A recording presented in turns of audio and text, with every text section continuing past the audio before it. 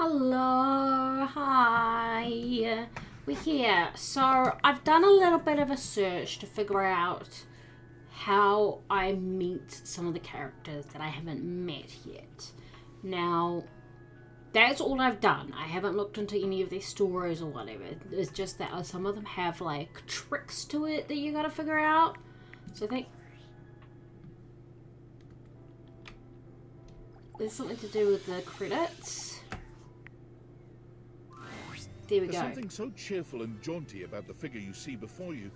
You almost feel like you've stumbled onto the set of a game show. This is truly one sassy chap. I mean, I was never gonna do this myself. Welcome, welcome.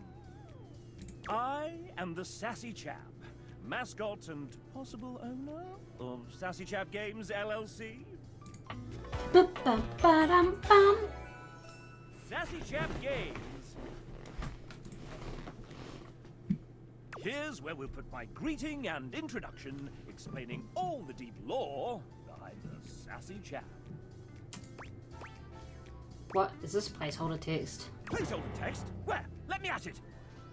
We here at Sassy Chap Games LLC are sticklers for quality. I may not be the star of this game as it's our first, but just you wait. Just you wait. Just you wait. Next game will be called The Legend of Sassy 2, Chap's Awakening, and will feature my quest to uncover my holy... Why will it be the second one? Is there a Legend of Sassy 1? Don't be silly, of course there isn't. And here's where we'll have the chap introduce the concept of the dating game. Okay, this definitely seems like placeholder text. Not at all. Sometimes the chap refers to himself in the third person and describes what he's doing before he does it. You have found one of the secret datables in the game. The developers. I'm not a developer myself, merely a mascot. But this is hard work too. I'm considered an asset. You seem like a real hard worker. Well, I am excellent at filling a pipe with bubbles. When making this game, we wanted to give players the option to date the devs. But we wanted to sidestep the problematic condition that there are many players and only a small amount of us. And of course, many of us are in happy relationships. Every demon's married. For now. So, we figured a fun way to do this would be for players to date each of us by answering a question about ourselves. Would you like to play? Sure. All right. We have an awful lot of lovely people who are dying to get to know you. You've been all up in their business this whole time, but now you get to really find out about them. Okay. You want to know the general rules? I'm just gonna turn the little light down.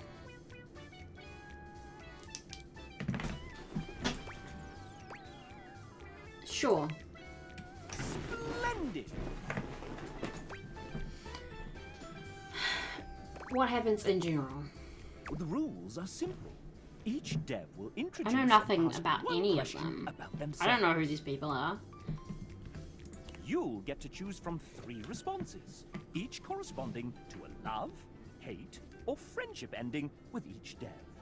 Then we move on to the next one. How many points do I need to win? If by winning you mean find true love and happiness, 30. 30 points for finding true love and happiness. Am I just guessing? Essentially, yes. This is a guessing game. That's not very fair. There are methods in which you can work Okay. some of these. Can I have a hint? If I were to offer one piece of advice, if you're looking for love, these are game developers we're talking about. Think nerd. They Yeah. aren't going to want to do anything cool. How does it end? You can When quit does it at end? any time, and at any time we can tally up the resolutions you got towards your current dev love status. Right. How many devs are there? 33. A lucky number. Jesus Christ. Or at least that's as many as there were when we recorded this voiceover. How many points per ending? 2 points for a love ending, 1 point for a friend ending, and -1 points for a hate ending. Okay, let's go. Then let's get on with the show! Disclaimer. Developers who happen to be members of the SAG-AFTRA union will voice themselves. The rest, well, will be voiced by the very sensual RPG Beak. Not too bad a fate, I suppose. First up, we have... Why, it's Devin! A writer and one of the main people who set us on the path to getting this game funded. Okay. Hi there, I'm Devin, a writer for some of the Datables. Mostly, Beverly is my gal. I love history, which you may pick up upon meeting these characters, so I'm going to give you a little history quiz. Oh, that's Cleopatra.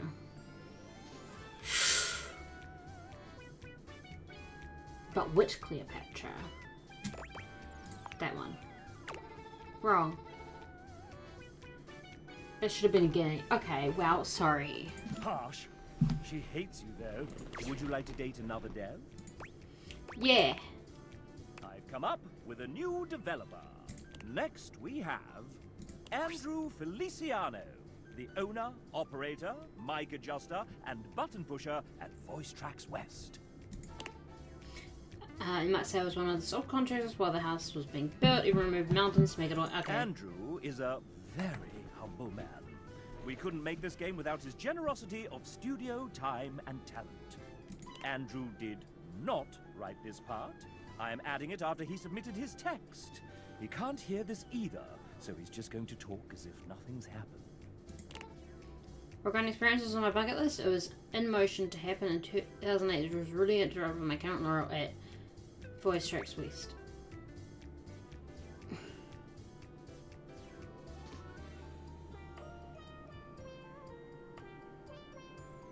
I don't know. I'm gonna say the one in New Zealand because I like because I'm from Kiwi. Being friends with Andrew makes you want to jump for joy. I'm never Would gonna you go like to bungee date another jumping. dev? Sure. I've come up with a... Next we have... It's Logan Burdick, I'm afraid. He's a terrible writer and in a terrible pickle. Okay. Thank God you're here. Okay. Nothing by the last pin on it. Okay. It's bomb fixed around my neck. No, it's not falling because if you have the bomb particles, depending on oh, this maybe. I kind of sketch. Okay. Something other than it. Okay. I'm not good at anything, let alone bombs. No. Oh God. I don't know what that is. The Raymond what? Look it up. Not my fault. The publicist at paramedics. Okay. Cold.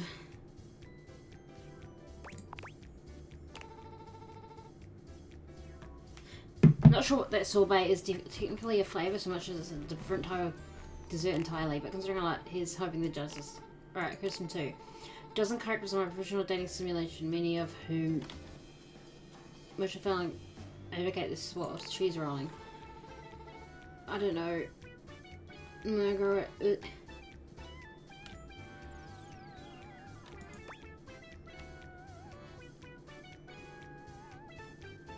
You didn't write any characters, you're a fraud. Final round, because this one was really hard. Let's just undeniably the Sheryl Crow song. If it makes you happy. It's even worth debating anyway, so that's what I want to do. Okay. It's just because gambling is possibly illegal in whatever state we're currently in. Couldn't get them all wrong either. Honestly, I don't know what the heck means. So I'm just gonna follow that. Anyway, I'm like, but okay. Perhaps you'll be one of those people. Would you like to date another dev? Yeah, let's go. I've come up with a new... Next we have...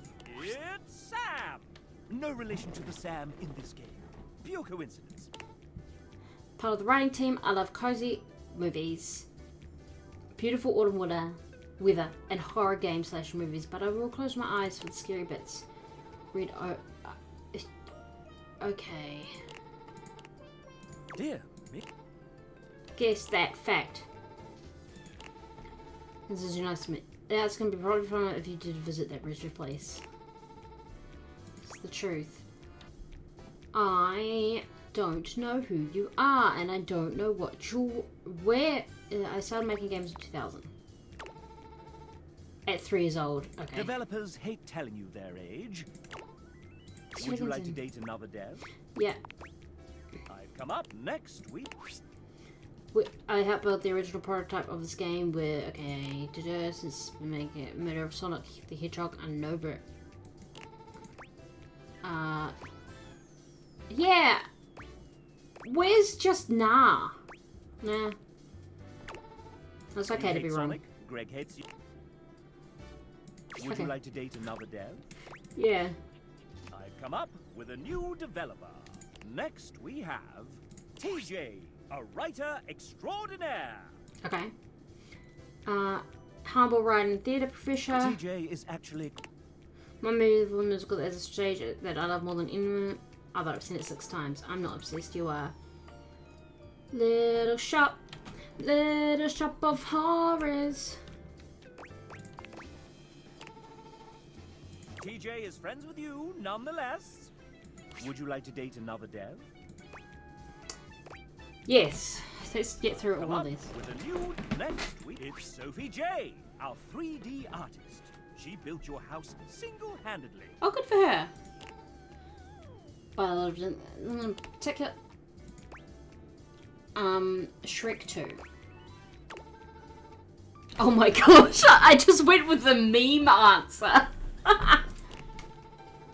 Okay. It's true. It has come up quite regularly in meetings. Jay loves the ogre, and she loves you too. Would you like to date another dev? Yeah.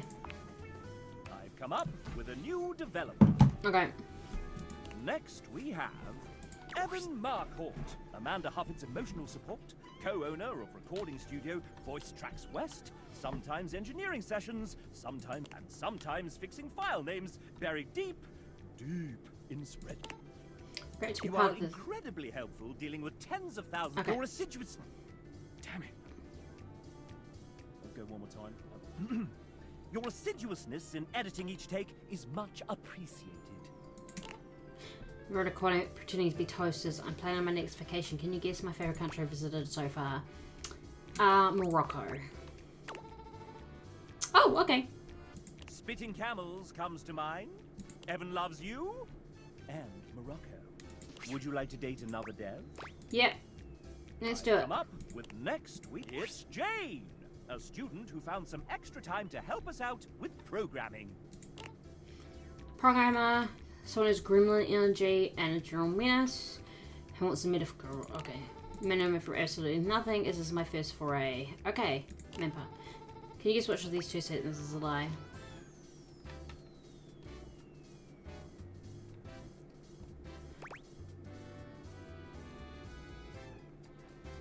You heard an...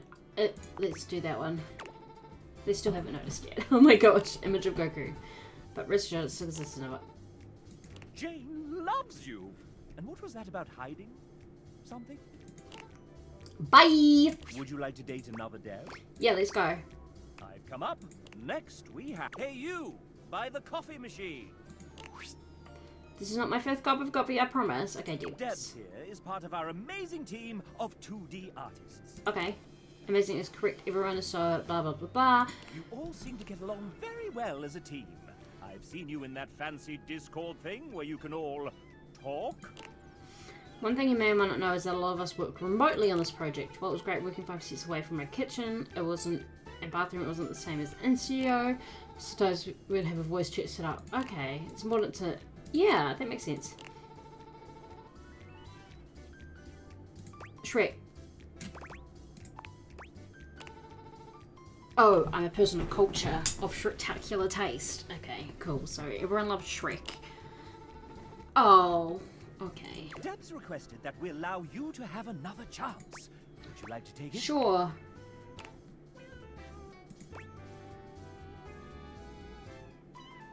Digimon Mystery Man. Let's go Digimon. Digimon the movie.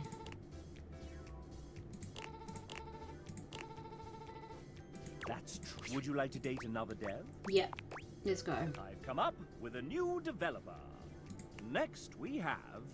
Rummaging around in the top of your closet, you find a somewhat untidy box of crafting supplies. It's not the top of my closet. There's one there. There's one there. There's one there. There's some in my closet as well. That's true. It's Kale! Oh my gosh. Dude. Oh jeez, it's me. Ah, yes. The aggregated result of many hobbies started and intermittently maintained, still brimming with creative potential. I relate. Oh, it's just, you never know when it might be useful, even late in the game. Heavy duty. Even a little support. You had been stowed away for a little while and joined us. You never know when inspiration might strike, blah blah blah. I hope really start, like, right now I've combined drawing, embroidery, and painting into bookbinding cover. Oh, cool. Lovely. Perhaps let's consider. Okay, yeah.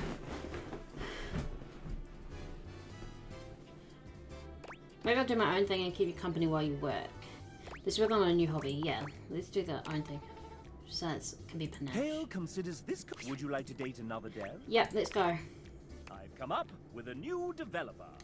Next we have. Hi, I'm J. Michael Tatum. Please call me Michael. The J is just to throw off my enemies. Okay. Removing. I'm a prolific voice actor, writer, and sometime composer who thrives on complicating my friends' creative projects.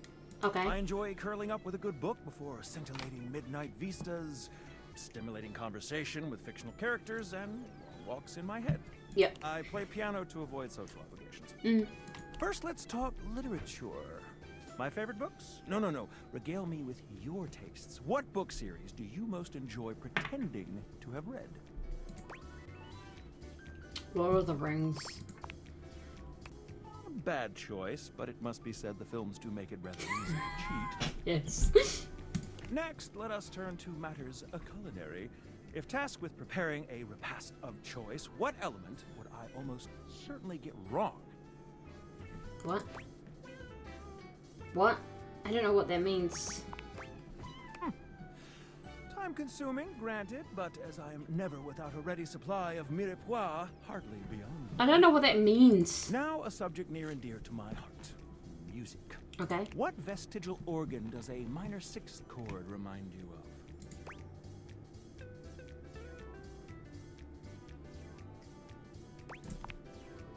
Clearly, we ought to explore your understanding of human biology first. Well. I fear that this lad might just be classier than I. Let's see how you fared with Michael. If you'll excuse me, I fear my exit strategy from this conversation is marked molto allegro. He's too nice to say he hates you. Oh boy, okay. Here's our next victim. Would you like to date another dev? Yep. How many are there? Come up with a new Left. develop next week. Hey, it's L. Oh my god. Working under that mate. Okay. Artist. Wait, an artist? But you look like a little doggy. What's wrong with the dog artist? Okay. Picasso. I don't think that's right. In fact, I think you just made that. Not really a dog, but this is where you can date everything. Why not just be anything I want to be? Why a dog? Because I love dogs. Okay. Well, Let's go exploring. One day, I got stuck in a briar patch. Couldn't get out. Lucky went. Oh. goodness. Be real. I see we're back to...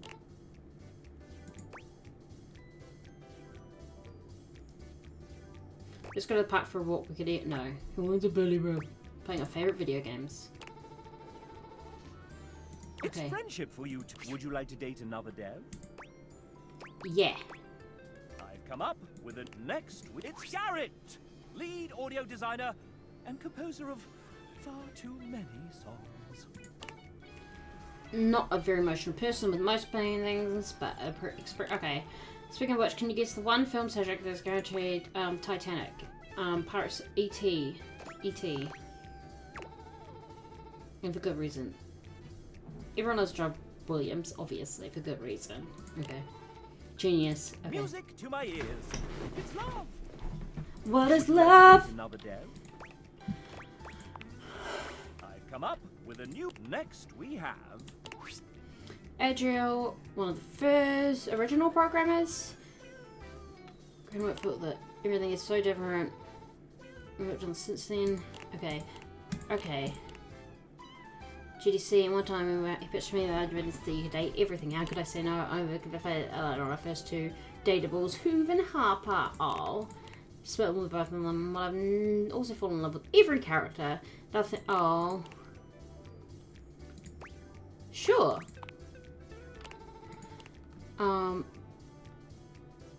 Petting zoo, petting zoo, petting zoo.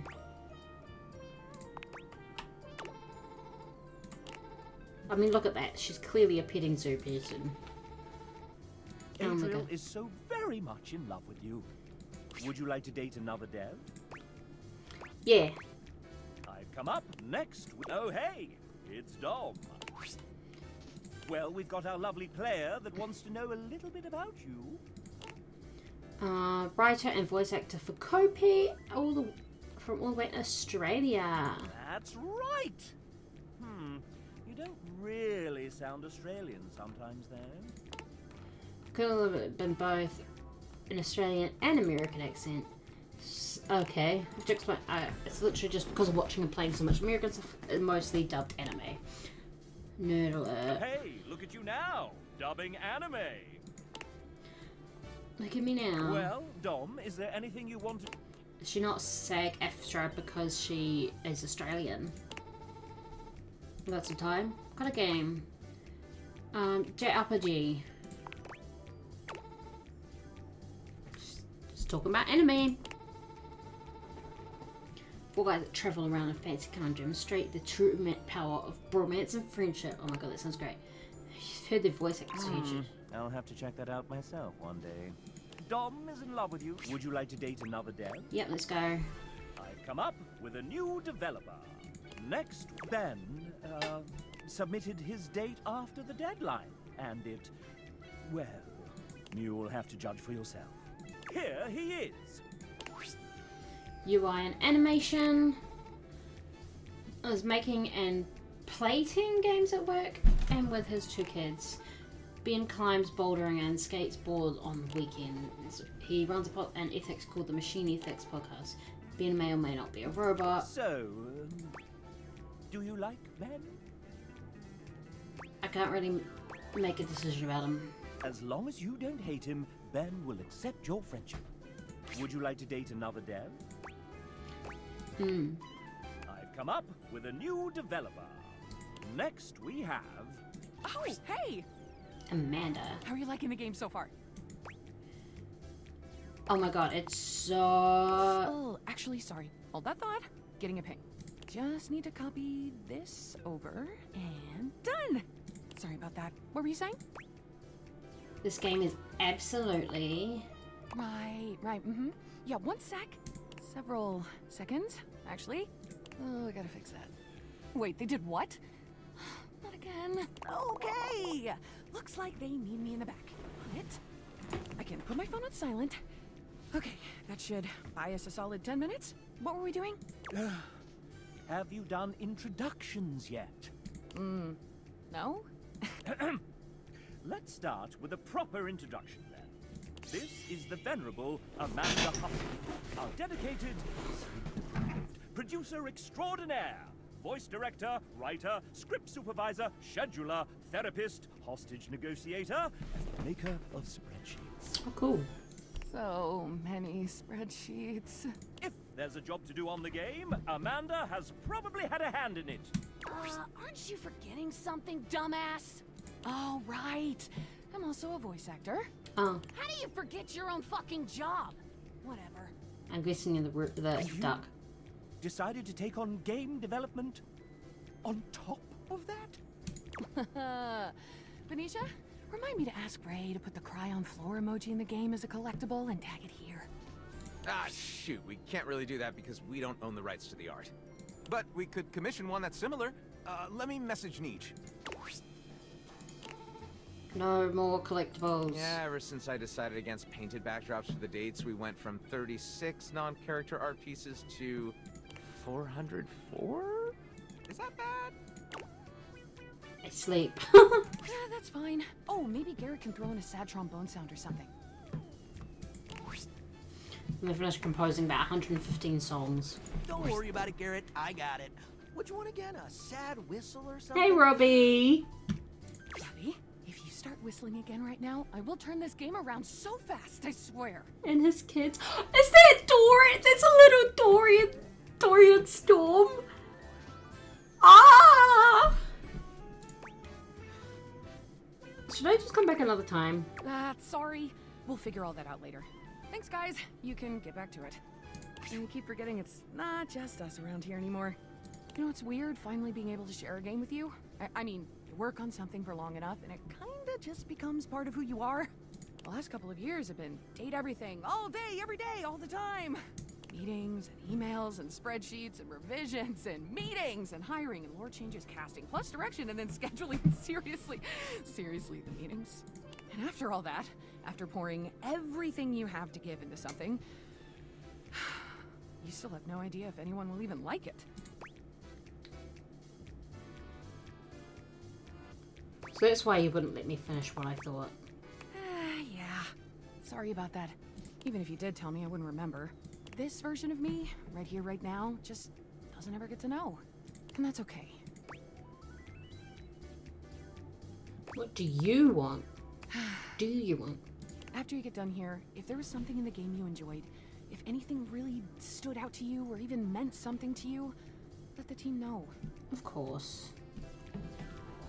Take a little scroll through those credits for the names of all the amazing people who worked on this monstrosity, and if you like their work, go support them.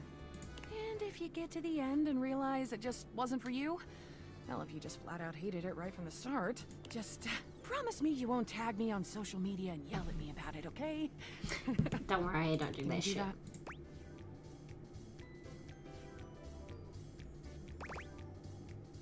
Yeah, I can definitely do that. Then you truly have all my love for it. Amanda loves you. Would you like to date another dev? Yeah. I've come up with it. Next we have Nijuku. Oh, the artist. Don't be shy. Introduce yourself. Needs nice water, weather. I wouldn't know. I spend most of the day at my desk drawing, and blinds usually closed. Yeah. Nij is the lead artist on this game, which means she designed all 107 characters, including myself, and almost all the UI that you see. Wow. Did she sign up for all of this? I think partly she didn't realize what she was getting herself into. Find out I was the leader of my very first call with the team. Like, welcome to the team. We Surprise! are so glad that you said yes. Got thrown in the deep end on the lot, fueled by thirst for fictional babes. Absolutely. Parts of your house for too long and you start feeling okay. Without the team, Tay. I don't know how to say it. Yeah, okay. Excellent. And before... Date? Alright. I thought this was another work call. Staying for a game night. Oh my god, Adolo, it's the cutest and best boy and you can try to bring your fur baby too. I will. A very artistic date. It might just be love. Would you like to date another dev? Sure. I've come up. Next, Ray Chase. Hello, I'm the final boss. And you're not ready to face me just yet. I have a query so puzzling, so difficult, that it requires that you meet everyone else here. So prepare yourself for the date battle of a lifetime. Bye! All right. Would you like to date another dev? Sure. I've come up. Next, who's that in the corner of the ring with a steel chair? It's Tay! Cute. Taylor, or Tay if you're nasty. Okay. To the artist. I haven't been out of the basement, the exit kit, or the artisan. Okay, yeah. What are we doing? Dating game. No, it's not into this whole thing. It's lonely in the basement. And cold. Anyway. So thankful. JRPGs, TTRPGs, CRPGs, all the RPGs, horror movies, cat, ice latte, down the manga aisle, theme park history, musicals, RuPaul's Drag Race, Star Trek movement and the talk to my heart's different. I will. Okay.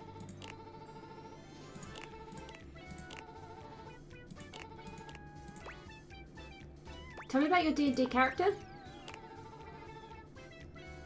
Only ancient prophecies have foretold this moment. I want to know. Tell me about D&D characters. To my out right now, yes. Off screen, off screen. Would you like to date another dev? Yeah.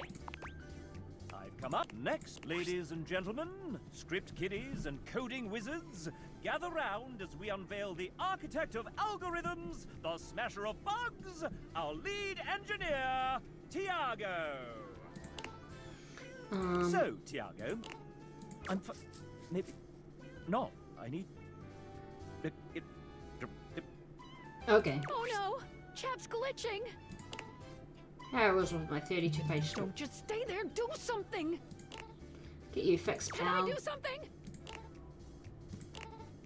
Wow, thanks. I do feel much better. What happened to the bug? It's running toward the kitchen. Help! What should Tiago do with this damn bug? Gotta fix that thing fast. That's the friendly spirit that... Would you like to date another dev? Sure. I've come up with it next week. Hey, it's Suha! She's a writer, Rainbow. PR director, and game developer across a few different studios, including her own, Truant Pixel. Oh. So, Queen of the Universe. Okay, Suha. Suha has written for a lot of characters on this project, including much of the narrator. Let's hear from a few of her characters now. Dasha flexes, her muscles bulging spectacularly. You get the impression she could crush you with her pinky, if she so chose.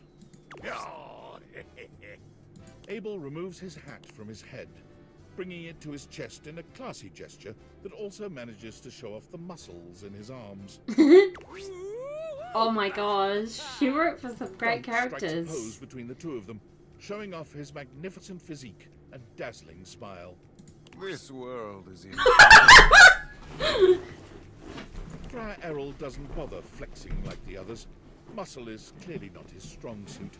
Still, you get the sense he could ruin your day all the same. Yes, she's written some truly formidable characters, strong in body and spirit. The moment Suha comes into view, the Datable's entire posture changes. Their eyes find the floor, and an air of despair settles over everyone. Say something nice about me, losers. I'm Grizzly Tuna Raider. The moment Suha arrives, something seems to shift. There is a divine presence in the room, as though an angel has touched Oh, down this from is... the Yeah, heavens. okay. You only just managed to hold yourself back from falling in love with her on the spot, but it takes a truly heroic effort. She is a formidable woman, nay, a goddess. Alright, sound good. Suha is greatest woman I have ever known. I have often asked, is she even mortal? Perhaps she's a mad fairy queen. Suha is like a rainbow after a thunderstorm. Only the rainbow's made of knives. Suha gives Abel a sharp look. He quiets down immediately. Just a rainbow. Pretty and lovely and all that. Dunk steps forward, squinting at his palm. Sohan Mary Spank. Are you reading off your hand? Duncan immediately hides his hand behind his back. You're the hottest babe alive, ma'am! A real touchdown of a woman! Friar? Our Father of Convection's blessings come in many forms. Suha is one of his greatest blessings. I had further appearances scheduled from Daisuke, Tony, Tina, River, Penelope, Betty, Timothy, Bobby, Willie, and others. About 23 or so. Time's getting short. So hard. She loves you.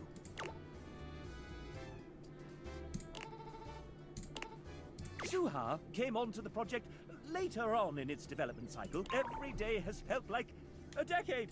Would you like to date another dev? Yes. I've come up next. Well then, if it isn't Robbie Daymond! It's little Dorian Storm. Oh, who's Dorian's boyfriend, huh? Voice director, voice actor, writer, creative co-lead, and executive producer of this very game. That's me. Sup, duder? Sup? Nothing much. Hey, anyone ever told you sound like one of those 4 guys from... Moving on. New recipe. Are you prepared for your date, Master Damon? Master Damon? Who told you to call me that? You did, sir. In your 3:18 a.m. email last night entitled, "Call me Master Damon during the Date the Devs game show." Ah, that's right. Well, I do have my MFA and am an experienced master dater. Wait. No take-backsies. Oh, dang it. Fine. Hey, narrator, can you say Master Damon with that sick British mid-central medial A? Master Damon. Can I get that one more time, but like 69% sexier? I'll give you an ABC. Master Damon. Master Damon. Master Damon. Oh, I hate that one. I'll take the C-take. Thanks, JB. When you're quite done, sir, I believe the player is ready to begin. Oh, shit. All right. Well, Megan gave me a hall pass for this, so let's make it good. Fire away, you sexy little cipher, you.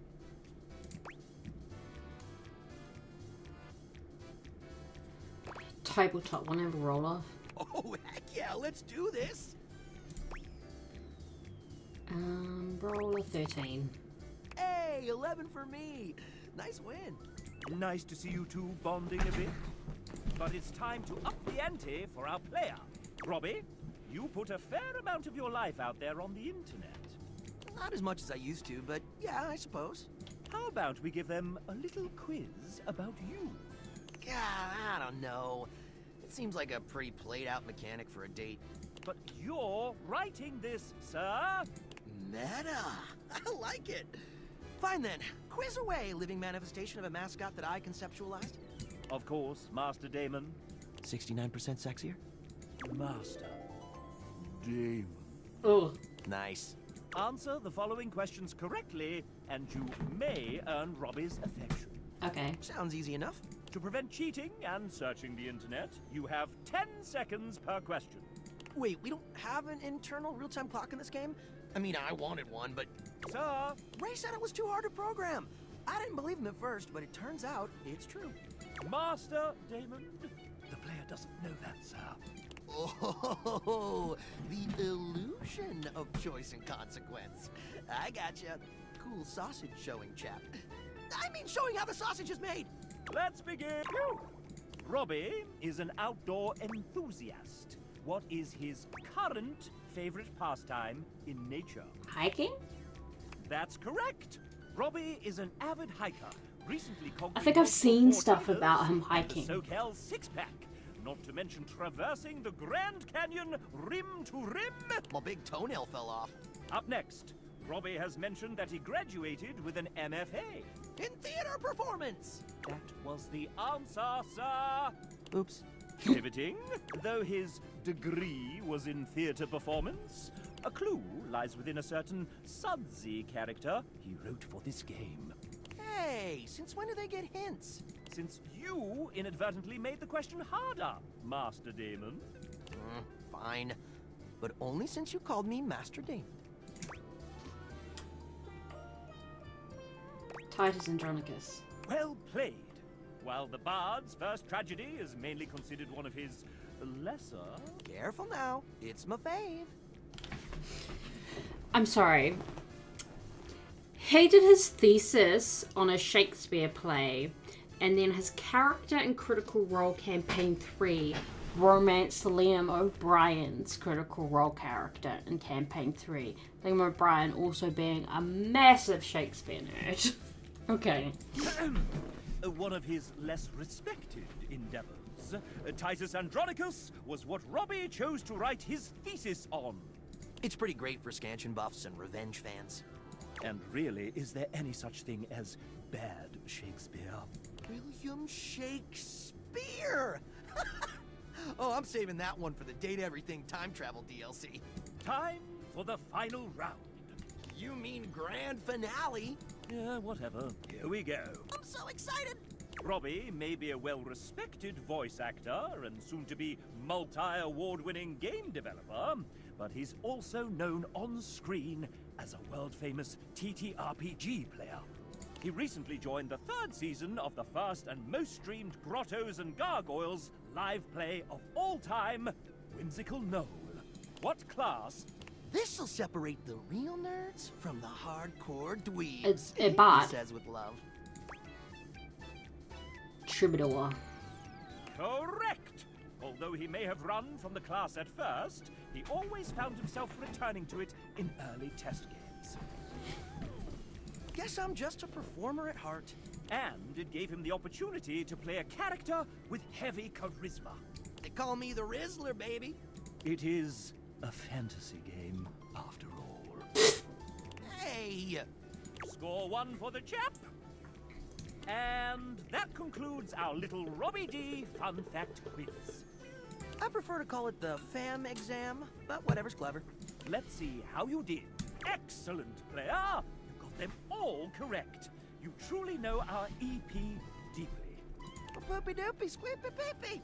Okay, Robbie, please. Dang! You really know a lot about me.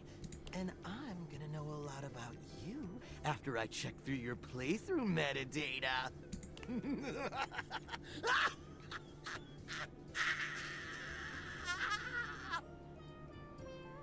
JK, TLDR. But you can share it with your friends for funsies. Yay! That's my favorite part. Congrats! You've earned the undying love of a married 40-year-old father of 2. Oh, great. Homewrecker! Would you like to date another dad? Sure. I've come up with a new developer. Next we have... It's Wilbo Baggins! William, it's But fine. it's canon now. These are canon now? Maybe in the sequel. You're the writer. Change it back. Fine. So, William. Will they? Won't they? Can I call you Wilbo? Well, no. Point taken. Tell us a little bit about yourself, William. You're right. They write. In rewrite. They rewrite. I feel Is that. all? That's a little binary of you, William. Oh, shut up. Writers are weird. So, what else do you do? Sometimes you break the game. Yeah. And how did you find us? Screenshot of a posted on a Discord, then a Zoom interview in a hotel lobby at 5 AM in the show. And how have you found us since?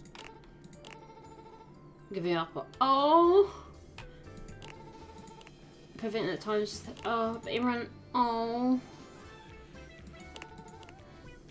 Well, isn't... And unfortunately... So, now you know. But the question remains, will they or won't they? Classic. For the frustrated, I wonder if there were any clues left behind somewhere.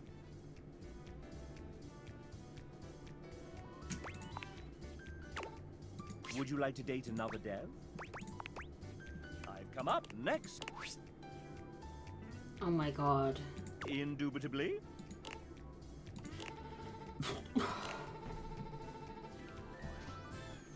Okay. Uh-huh. Things no. Okay. Great. I'll turn the microphone to you and ask, is that important? I'm not working on a project and doesn't. I'm not And myself. what are some of the things? Drawing. Modding. Scenes. 3D modeling. How to animate. Tattoo shops. Yeah. Plants. Decor and antiquing. Tinges fruity. Okay.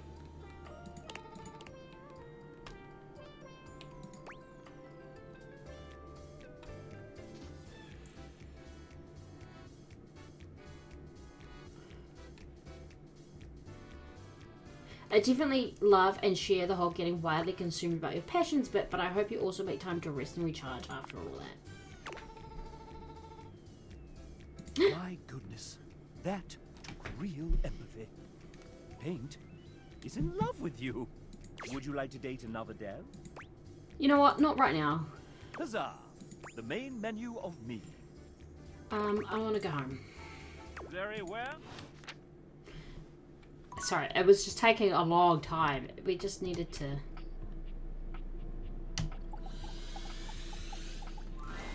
Oh my stars, I've been waiting for you.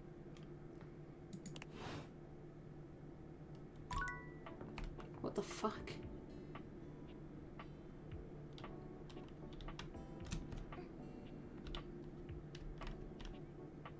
Okay.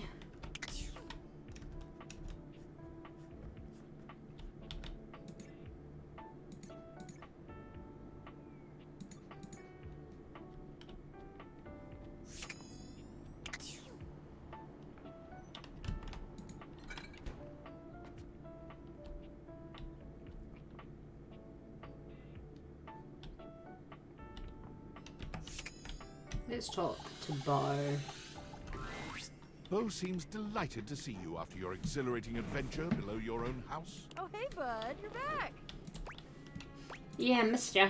I missed you too, actually. It's so cool to have met a new adventure buddy. I wanted to thank you for the adventure. I needed that. Oh, wow. Really? You're thanking me? That's amazing. I mean, yeah, you're totally welcome.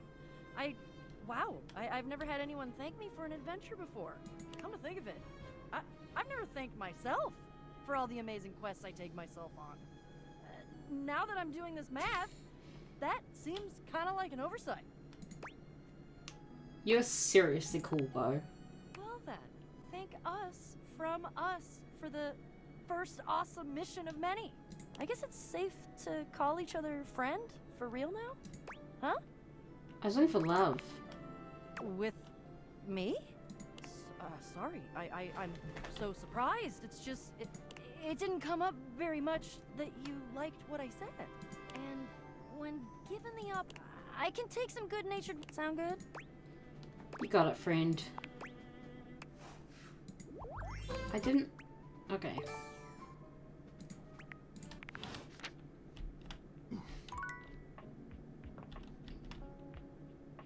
Alrighty.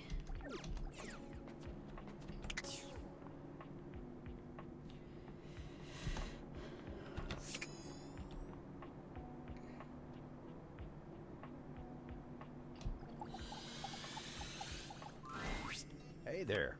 You get a chance to talk with Kopi? She gave me this cup of coffee for you. She sure does know her way around a cup of coffee. Thank you. I needed this today. Is something bothering you? Me? No, no. Oh, it's nothing to trouble yourself over. Do you know a lot of the others around the house? I know most of the house, yeah. We've got our fair share of characters, but as a whole, I'd say we're a good bunch. Plenty of stories to tell. What about you? Me? Oh, sure. I've got stories, I suppose. They're not exactly exciting, though. Oh, You know sure, what? that's not true. You want exciting? You should talk to the captain. Why, I swear he's seen it all. Why don't you go ask Captain Jacques about his time on the high seas? Alright, let's try to Scandalabra again, because I just really need to get this thing done with. Yet you must desire me, though your own I can take you under my leg. Maggie needs to speak to you! Not yet, not yet. There are... Tell me, when I spoke of polishing my knob, do you even know what that is? Decorative part above the base. Correct. You certainly know your way around knobs. Now, where on me is my labrum? Your arm. Indeed. My labra holds I got the sacred smart, frame so I can use those ones. Last, a capital may mean an uppercase letter or an exclamation for a lovely thing. But where is the capital on my corpus? That one. Exactement! My capitals lie neath my sconce. Oh dear! You certainly know your way around candlesticks. It makes me burn rather hot. Allow me to tally up my feelings for you. I deem you not yet worthy of my inner victim. Okay. Sheesh. Well, if you want to gain my esteem first, you must share with me more goings-on. Do you? Let's see what we've got in the books for you, player. Player? No, I call you player, since you seem to have your way with everything in this very house. Why, just look at the list of scandals. In alphabetical order, of course. You took a chance on love with that inordinately complex Dai, and won his affections. But at what cost? So even the dirty clothes you are wearing now are draped on you ever so inappropriately. Do not think I haven't noticed how they fondle your nether regions. How filthy. Well, Stor should be ashamed of himself. His duty is to keep love away, not allow it in like some torrent of iniquity. The recreational equipment has demeaned himself in a behavior most unsporting. Sparks have flown between you and those electrical individuals. They've caught into a conflagration of love. The world entire has spun herself towards your love. This off-axis behavior is awful. Are you in love with the keyboard, the mouse, the monitor as well? This relationship does not compute. You have strewn your keepsakes about willy-nilly, and your own memories love you for it. A rather negligent love if I've ever seen one. Cracks appear in my own form as I find out you wantonly wooed the wall. This low amount of lovers, it is not quite enough to pique my interest. If you were to say, make it a menage a many, then I might be swayed to think of you a little differently. A little more lasciviously. If you desire it, of course. Okay, thanks. As above, so below me. We go no further. Okay, bye. Alright. It is bedtime.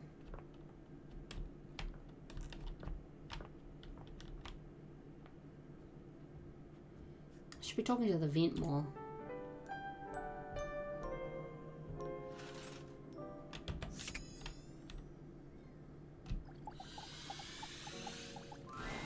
It's hard to make sense of what you're seeing. Are the Dateviators glitching? A mass of pixels, artifacts, corrupted warnings, and static regards you with a chilly indifference. Or what seems like indifference anyway. This entity is difficult to read. I don't bite. Hang on! My content aware is going off. Okay. Damon is a glitch, and because of that, he can break some of our usual chipper tone and get into true spooky territory. You cool with that? Or you want to skip it? No, let's get going with it. Carry on, then. I think. Do I? Do you or don't you? I do, don't I? I did. Have we met? Not yet. Is that a lie? Is he right? Is it a lie? Thinking about it too hard makes your head hurt and your nose bleed. Okay. It is. Not yet. Not yet. Not yet. Is this frustrating? It is. Not yet. How about now? It is. Would you tell me if it was? Well, you can't, so. Would you lie? Let me save you the trouble. What? Not yet, and yet, and yet, and yet. You want some, pick your poison. Friendship. Define friendship. Warmth, huddled, hearth. Warm, huddle, heat, friendship, like this. Okay. Well, that was weirdly easy. Done. I like how we got Learn free. Giggle. chuckle. C. Flirty giggle, chuckle. No. Flirty giggle, chuckle. Oh my gosh. Okay, that's pretty funny actually. It wasn't that spooky. Let's have a look. See.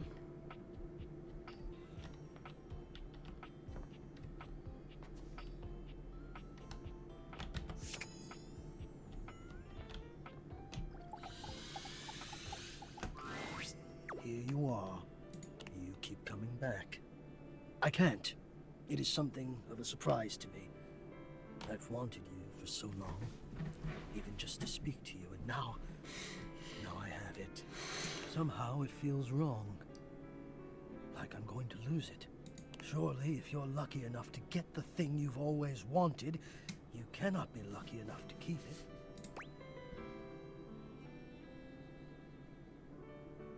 Well, do you know, I mean, it's kind of a reminiscent of just leave now, huh? Yes, it would be a brutal but familiar wound.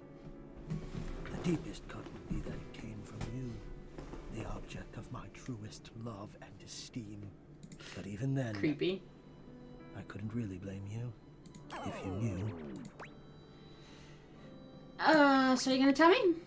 I'm afraid of what you might think if you saw me. You're right. I am in the attic. The real me is in the attic. But we have something here. We could have something real.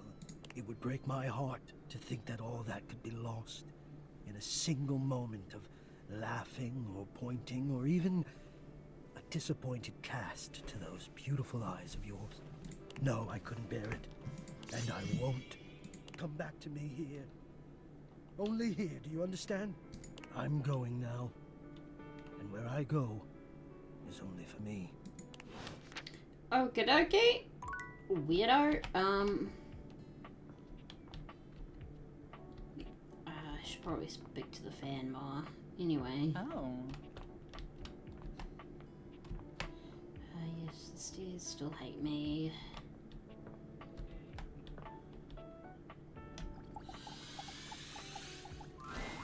Hey, you're back! Were you able to check out that lead from Telly? Why don't I do that right now? Sounds great. Okay.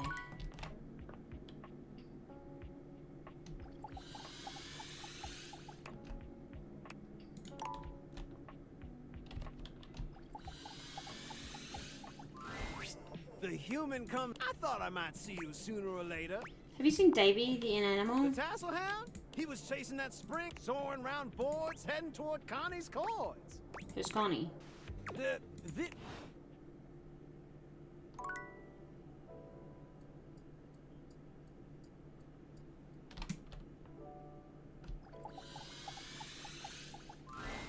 The game console Team 7 Sassy Chat Moon Surgeon. Here you are once again, back where you. She looks at you just the same way she did. You're here.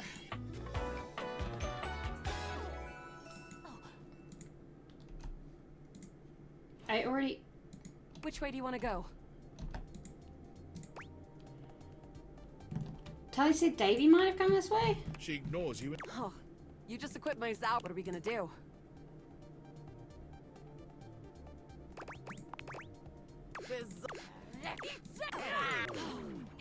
That ought to teach. We're near the con. We'll have assassin. We'll have to sneak our way in, and probably start dispatching them with utmost violence. You're right. I'll put an upholder. I found an entrance on the dark side. Should be an easy way in if we just follow the mark. After a We've short. done this before. With my troc pecking skills, we'll have this open in no time. No, tell me more about yourself. Me?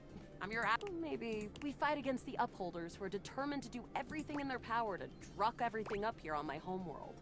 And who am I to you? Oh, cute. Luna picks the lock. Here we go. There will be surveillance class 2, which can sound the alarm. Sounds dangerous. It is. How do you suggest we do this? As quietly as possible. Mixed with the shadow suit? Using all your Close behind. you drift past but Good choice on the stuff. Oh no! from your stealthy a vast laser, the light engulfs Luna and renders her immobile. Grab Luna and run. Bravely, Once she is removed from the power of the strange weapon, Give her a wink and a smile. you run further. Okay, press on, or should we take a crafting break? What's crafting? We have a chance to use what's left in our inventory Let's get to make something crafty. that will. All right, this thing can take anything we've got and transform it into anything. Does it take compliments? Compliments. I'm so glad I get to have you as my Okay, let's get started with. Come on, globule. Got it, and then. One wood. Got it, and then. One scroll skin. Got it, and then. I think that's it. All right. But there's no reason to lose hope. Which is always good. The wood gives nice heft. The scrow skin you've got an amazing. You and Luna make your. Oh no, The way opens up into a. But perched high on. You came just Luna, you'll never take Crescentia's power. Yes! The glowing. The blue deposit of. 360 no scope. Thanks to your crafting, the battle is fair. Presumably. Wow! Great job, Guile. I couldn't have done it without you. Could there be something more? Well, if you'll. Don't think I didn't notice those little flirting responses you gave. I did it because you're hot. What? Well, come back anytime and let's play again. Alright. Thank you. Truly. Alright.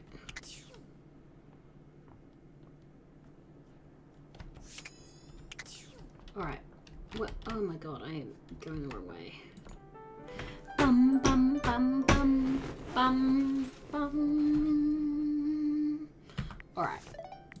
Let's do a quick save.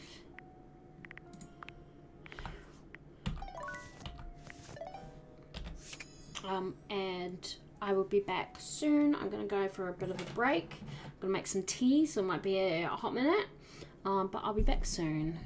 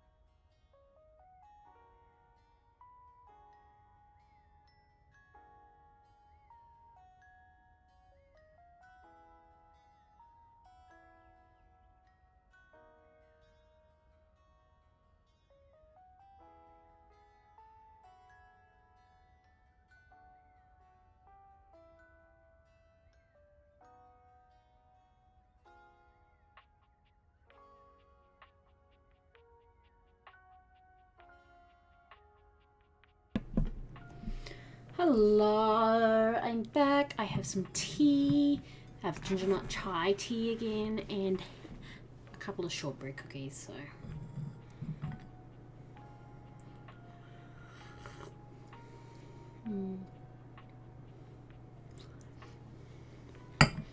Now, I believe another option is this.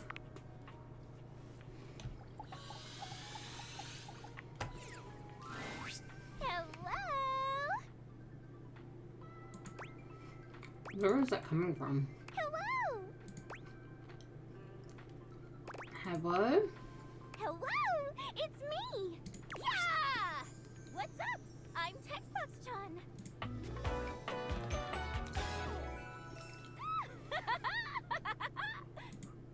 Okay. A stranger that appears to be cuteness personified jump kicks into your view, striking a pose so adorable it makes you just a little dizzy. Let's use the UI. So Textbox made into an anime lady. Yep. Gee, those Fate Eaters really can transform anything. Wait, we should use it on the sun! No. Think that would work? The rating thing doesn't go out the windows. Oh, that's okay. It'll happen someday. Wink, wink. Maybe DLC or something. Even though UI is on the surface, the ideas being conveyed are anything but. Okay. They keep talking about DLC. Makes sense to me. Look, I know you've been staring at me this whole time, which is the point.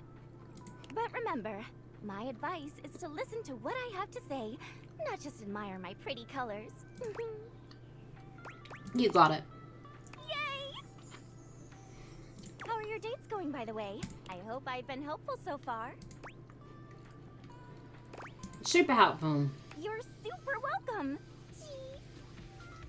Just know that you can count on me in your romantic quests. Now, I'll leave you to it.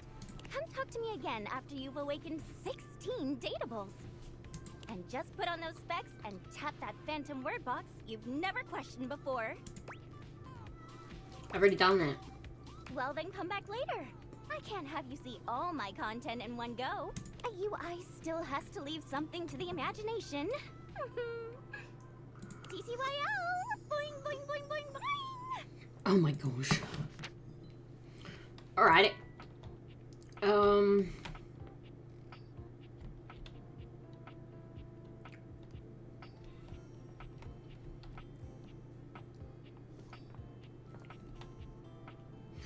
Alright. Fantina lets out an excited little shriek when she spots you, running over to greet you. You don't see anyone else around, but perhaps the other fan club members are just a little late? Sure. You came! Oh my god! Okay, sorry. Sorry, I promise I'll calm down. You need to calm down. I've actually got some deep breathing rotational exercises I've been practicing to appropriately handle this sort of situation. Don't you worry. I'll get my spindle system back under control ASAP. Honestly, doesn't faze me. And you are so incredibly understanding. Just another one of your exceptional qualities. Mm-hmm. And again, my sincerest apologies. I just thought that the last time we met would be the highlight of my entire year, but suddenly, here you are again. It's like I'm living in some sort of fantasy. I'm just me. You're being much too modest. Since you're here, this feels like as good a time as any to present you with your exclusive fan meetup welcome gift. Fantina holds up something small and rectangular. You can't quite see what it is, and she keeps it facing away from you.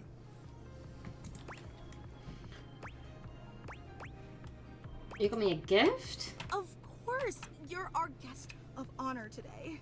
The fan club just wanted to express our immense and profound appreciation that you take the time out of your busy schedule to come and visit with us. we know you have some big shakeups at work, and today's usually laundry day, so it means so much that you still found the time. You really are the absolute best. Thanks. Don't thank me yet. Wait until you see your gift. So, without further ado, may I present your likeness crafted out of pasta. She turns your gift around to face you, and it's just as she said it was. A crude but sweet rendering of you in pasta. I hope you like it. I wasn't sure if you were more of a rigatoni or penne fan, so I used both, with just a dabbling of fettuccine. Am I supposed to eat it? Well, I'd personally prefer if you displayed it. Can I display it and then eat it? I mean, it's your gift, so what do you think? Do you like it? It's very unique. Oh, I'm so glad. It took me like 8 hours to make, which may seem like a lot, but pasta is actually an incredibly volatile medium. Michelangelo may have been a whiz with marble, but I'd like to see him try to sculpt something out of rigatoni. It's very sweet. It warms my spindle to know how much you love it. I never said that. Again, the fan club is just so incredibly appreciative that you stopped by. You take another look around, but still fail to spot anyone else. Is the rest of the fan club coming soon? Oh, well actually, this is the fan club.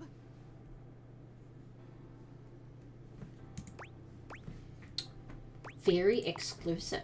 True, it is very exclusive, but... Well, I suppose I should probably address the circulator in the room. I'm listening.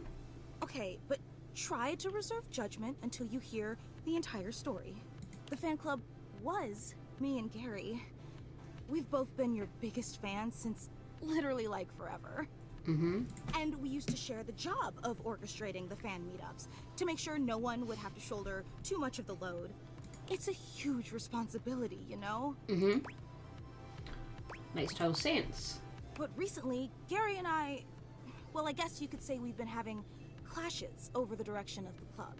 There were some new initiatives that I'd been championing that he just wasn't on board with. And he's obviously completely allowed to voice his opinions. I think that's essential in democracy. But as your biggest fan, I just didn't think that Gary really understood what this fan club was all about. So we opted to go our separate ways, and now it's just me. Completely understand. Wait, you're disappointed, aren't you? Not at all. No, it's okay. I can totally tell. And why wouldn't you be? I promised you this incredible, fantastic event worthy of your presence, and what did I deliver? Just me and a lame statue made of pasta that you can't even eat or date? You probably don't even like rigatoni. A real super fan would have known that.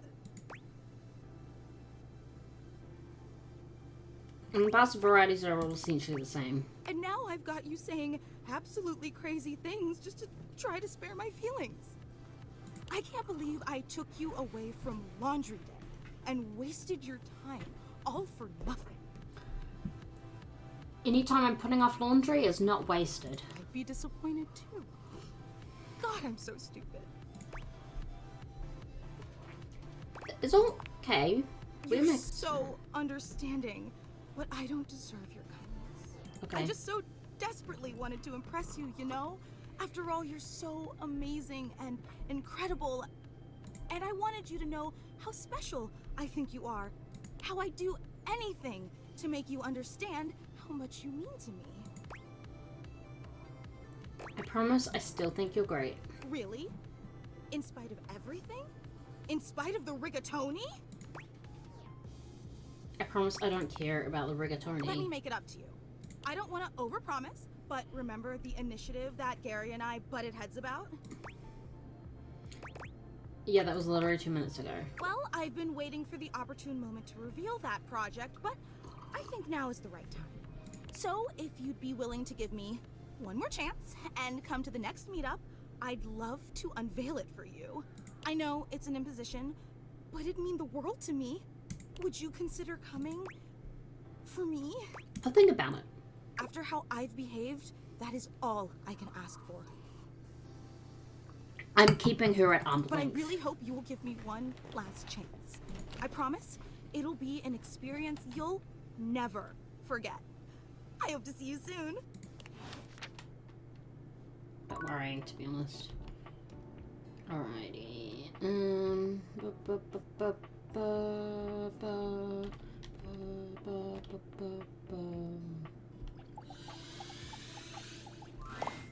An amalgamation of pig, spring, and pen. It leaps into your pocket. Okay, great.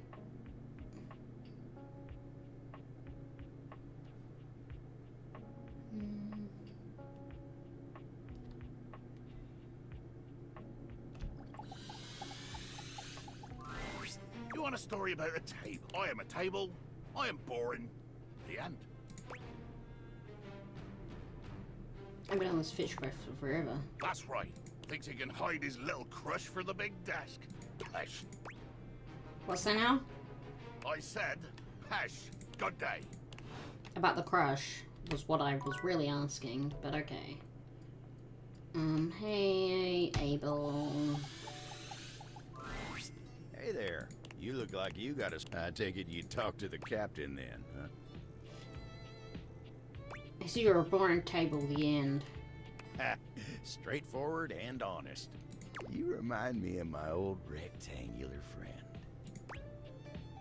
Right, Dasha. Nice lady. Anyway, you remind me of her. She's a sly one, too. Always trying to get me to focus on myself. I think you're more interesting than you're giving yourself credit for. Well, that's real nice of you to say. You mind giving me some time to myself? I need to get my head on straight. Sure. Always am.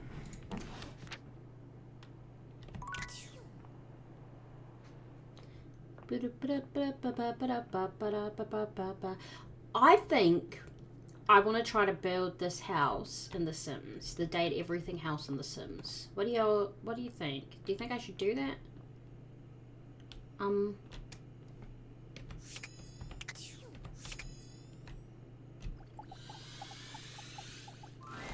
When you bought this house, you heard rumors the place was haunted. I thought I inherited the house. But there's no question that the spirit floating before you is a ghost. She looks like she came straight from the 80s. Her clothes as dated as her skin is translucent.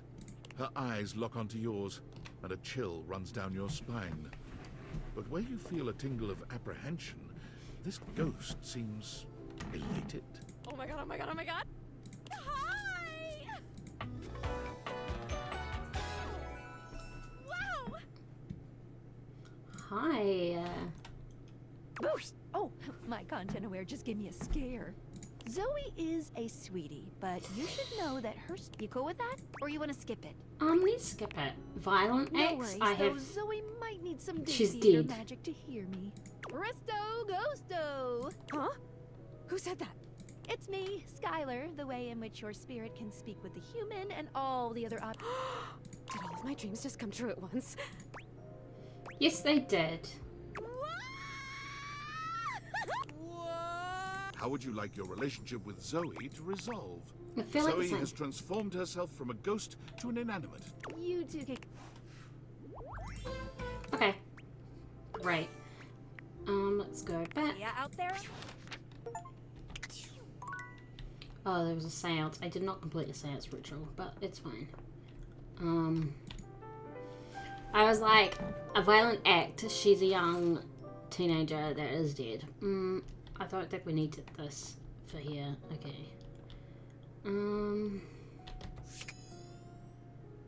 Let's talk to Lyric.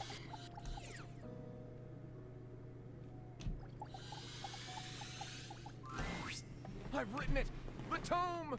Pretty heavy, but worth the effort. But it's not enough that we've written this. One should always check in with the hoi polloi before publishing. So I've brought along my favorite friends to bounce ideas off of.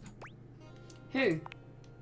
The wall, ceiling, and floor, of course. Okay, cool. Who else would be a support group, darling? Yep, no, that makes sense. Here it is, my very own book, written by myself with help from the human. And the name of the book is? Why, you can read the name on the book itself.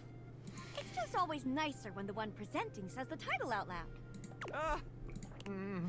I can't. It isn't right. You say it. Me? Why would I say it? Florence? Oh, I'm not good with crowds. Whoa! Thank you for saving me the trouble, Wallace. Let's begin. This book is astounding. A magnum opus, Lyric. This would stand among the most leather-bound of books. Whoa! Aww. Don't forget me when you're famous. Thank you, Lyric, for changing my life for the better. Thank you for your support. It's what we do best, Lyric. Well, should we go ahead and publish? Absolutely. Marvelous! I'll submit this to Mac right away. Okay, cool.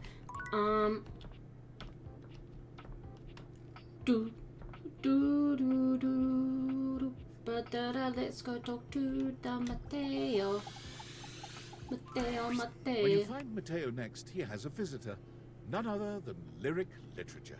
Mateo, is he still missing? Yeah. We found one of his threads in the bathroom, but there hasn't been another sign of him yet. Do you think he might have gone back there? I ran into Amir on my way over. There's no sign of him in either bathroom. I'm sorry, Mateo. I just know something. What if he got caught on something? He's already lost one of his threads. What if he unraveled? What if...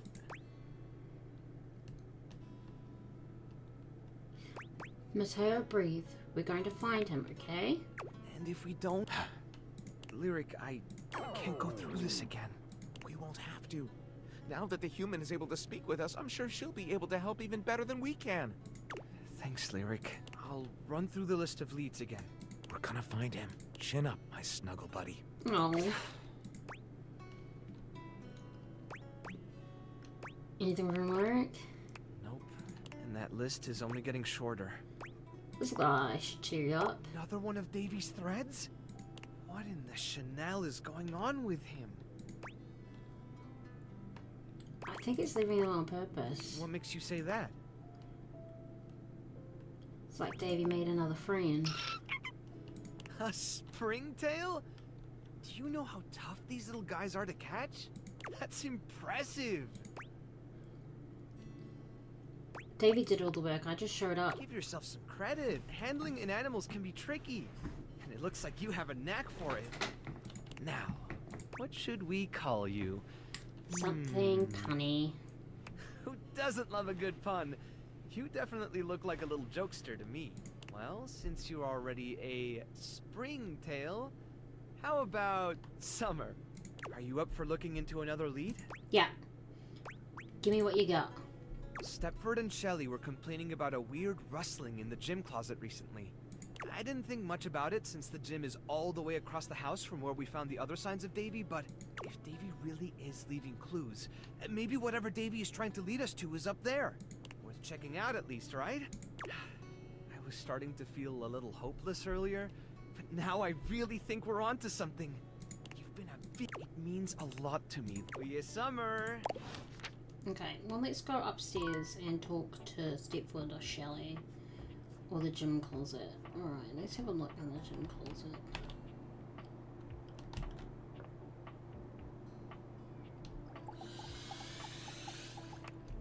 Oh, I can't do that one because okay, I'll come back to that tomorrow. Alright, I've got 3.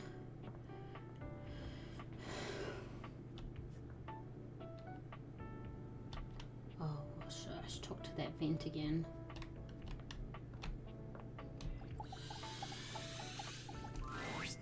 You. I've been thinking. Oh yeah, what about? I've been thinking about courage. I've been playing and replaying our last conversation in my mind. And all I can feel now is shame. Whoa, why? Because of how much I said. I was so Oh, I was so frightened, and I'm ashamed to have been frightened. And I'm ashamed now that you know that you have seen that part of me. I feel as though I want to crawl more deeply into my own ductwork and hide my eyes. That's intense. Unnecessary, though. Unnecessary? Surely you're right. Somehow, that doesn't help, though. But this is what I've been thinking about. If there is no way to make the shame go away, then I will just have to make the reason for the shame go away. If I cannot treat the symptom, I must treat the disease.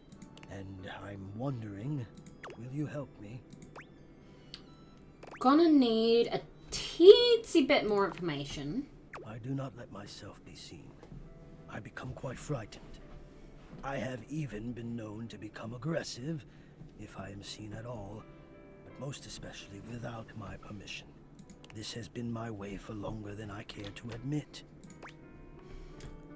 Yeah, I know that. I wish I had something of more substance to back it up. It feels strange to wish that something had happened to me to make me feel the way I do. But the truth is, I am afraid. I do not like what I am. No, that's not it. I love being what I am. I am a complex system of ducts and vents that brings air, literal life, to the home of this person that I love. But for such a miraculous function, I have always wished that I looked more the part. Do you understand what I mean? You mean you're self-conscious about the way you look? I am both grateful and stunned by how quickly you grasp things. Yes, I do not think the way I look is enough. I wish I were better. I wish I were more. Maybe just... I wish I were different. I think we all feel that way sometimes. Well, I'm sure you're right, but I feel that way all the time. And I don't want to have my fear be the dominant force in my decision-making anymore. Okay. I don't think it's a way to thrive. It isn't. You're absolutely I want right. more than my fear. Mm-hmm. So I have to confront the fear, and the only way I can think of to do that is to let you see me. Okay. So, I am inviting you to the attic. I want you to come up, and I want to meet you, and I want you to see me. And we'll just have to see if the fear can hold out. But I've decided to be brave. Okay. What do you think? Thank you. Wonderful. I will see you soon. Okay, I've got two more. Alright. Let's talk to the rubber duck. A very, very yellow punk dressed in studded leather glares at you. Their charming duck-like appearance does nothing to diminish the aura of... Who the duck are you? Who the duck are you? I asked first. I asked second. Then I'll ask third. Who the duck are you, jerkwad? I'm the owner of this house. And I'm the owner of this dick. Careful. It bites. Now, get out!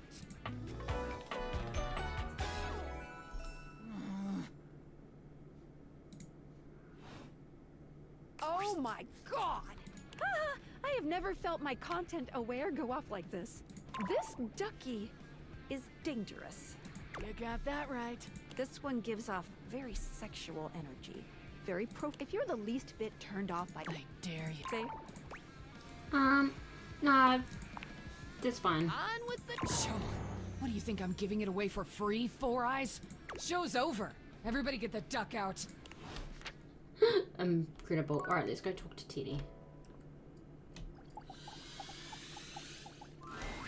Oh, this one. This is the Biggie Buddy. It's a good one. Can't wait. The Great Constructing. It's gonna tell us a bedtime story. It was very early in the morning. One cold and foggy day, a very long time ago. Young Beaver Proudtail was walking quietly and efficiently through the dugout tunnels of his den. his trusty stick tucked confidently under one arm. It was at this time every morning that the young beaver made his rounds, through the whole den where his colony lived, and then up and out the riverbank, where the world he knew, the world he vigilantly protected, met the strangeness of outside. His large tail balanced him expertly as he climbed the long entrance tunnel to the surface, occasionally using his dignified stick in an undignified manner to scramble up the pathway. As he heaved himself out onto the bank of the river, Beaver's attentiveness grew even more acute. It was dangerous to be outside alone. The Great War with the colony across the river had been going on for as long as he could remember, and a fair bit of time beyond that. It seemed like there had always been the war.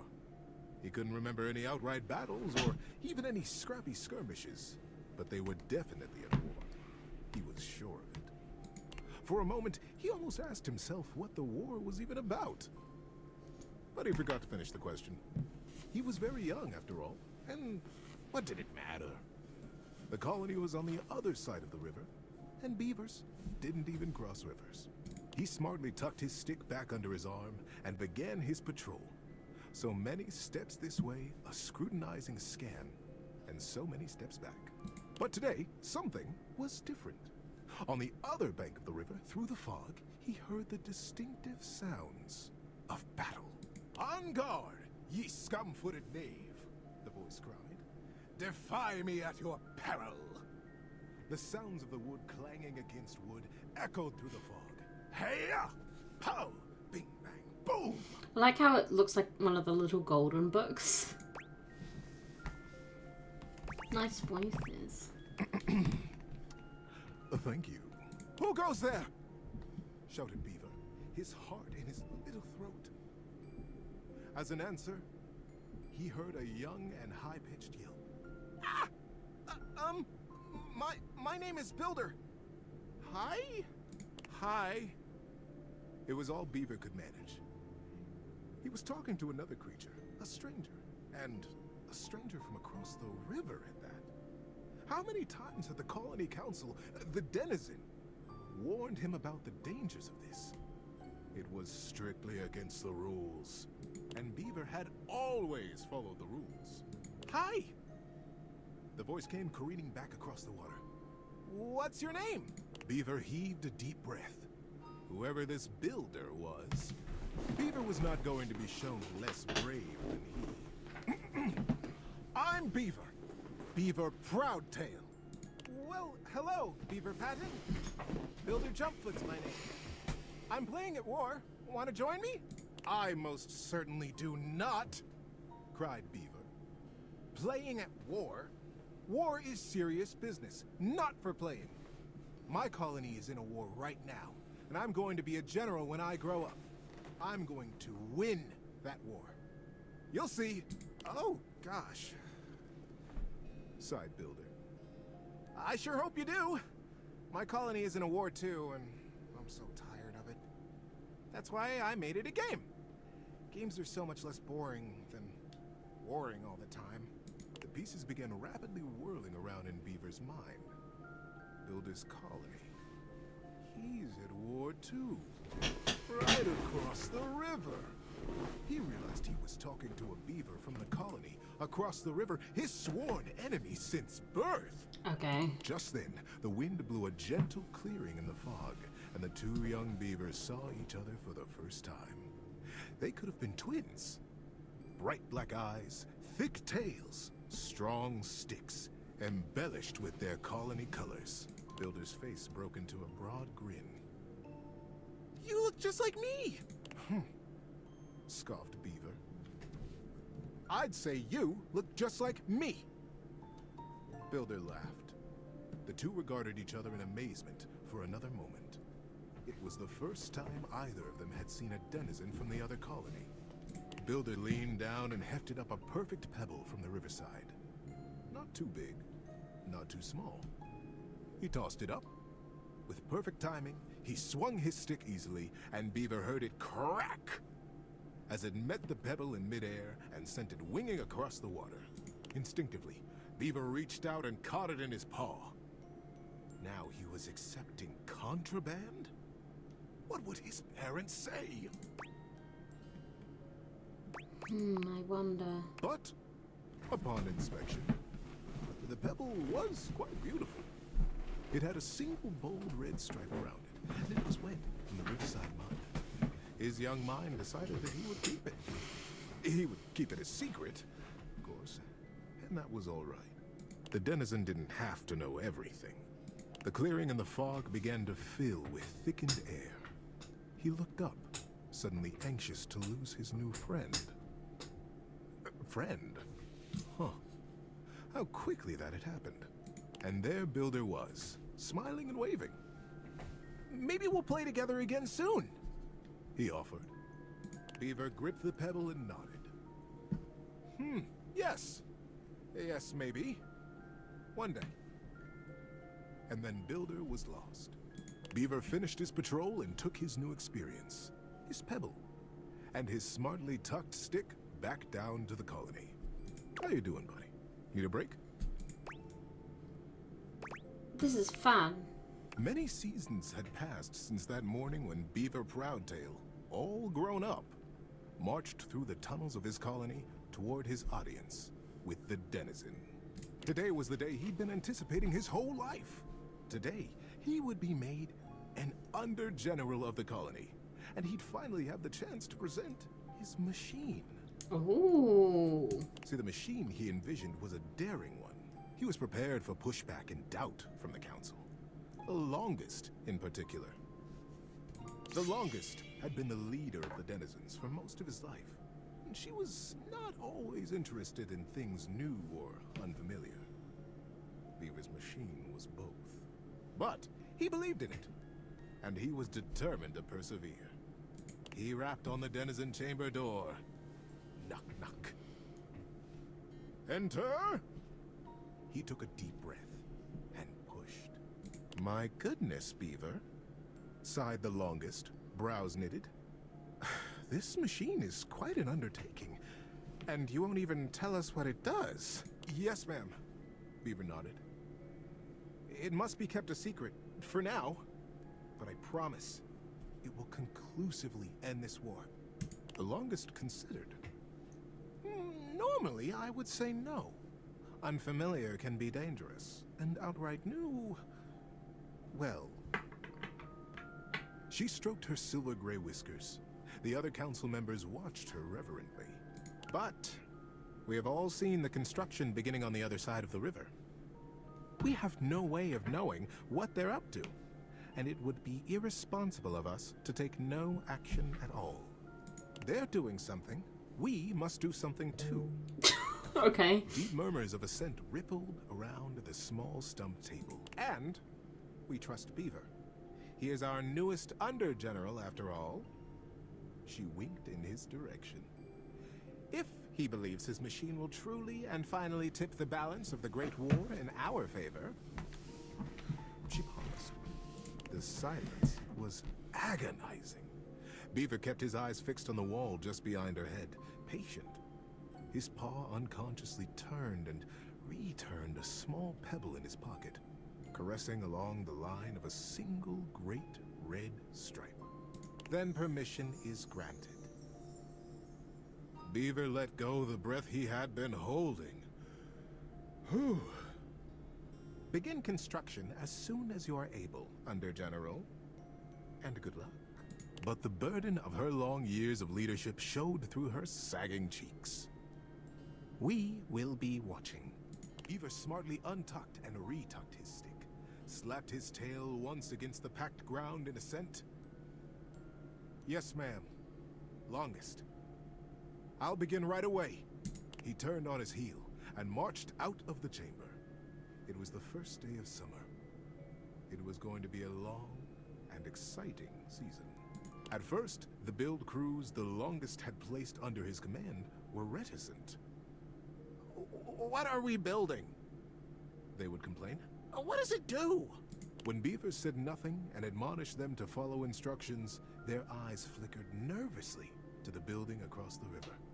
Maybe it's something to help us fish the river, Corinth Blue Eye speculated. Did you hear?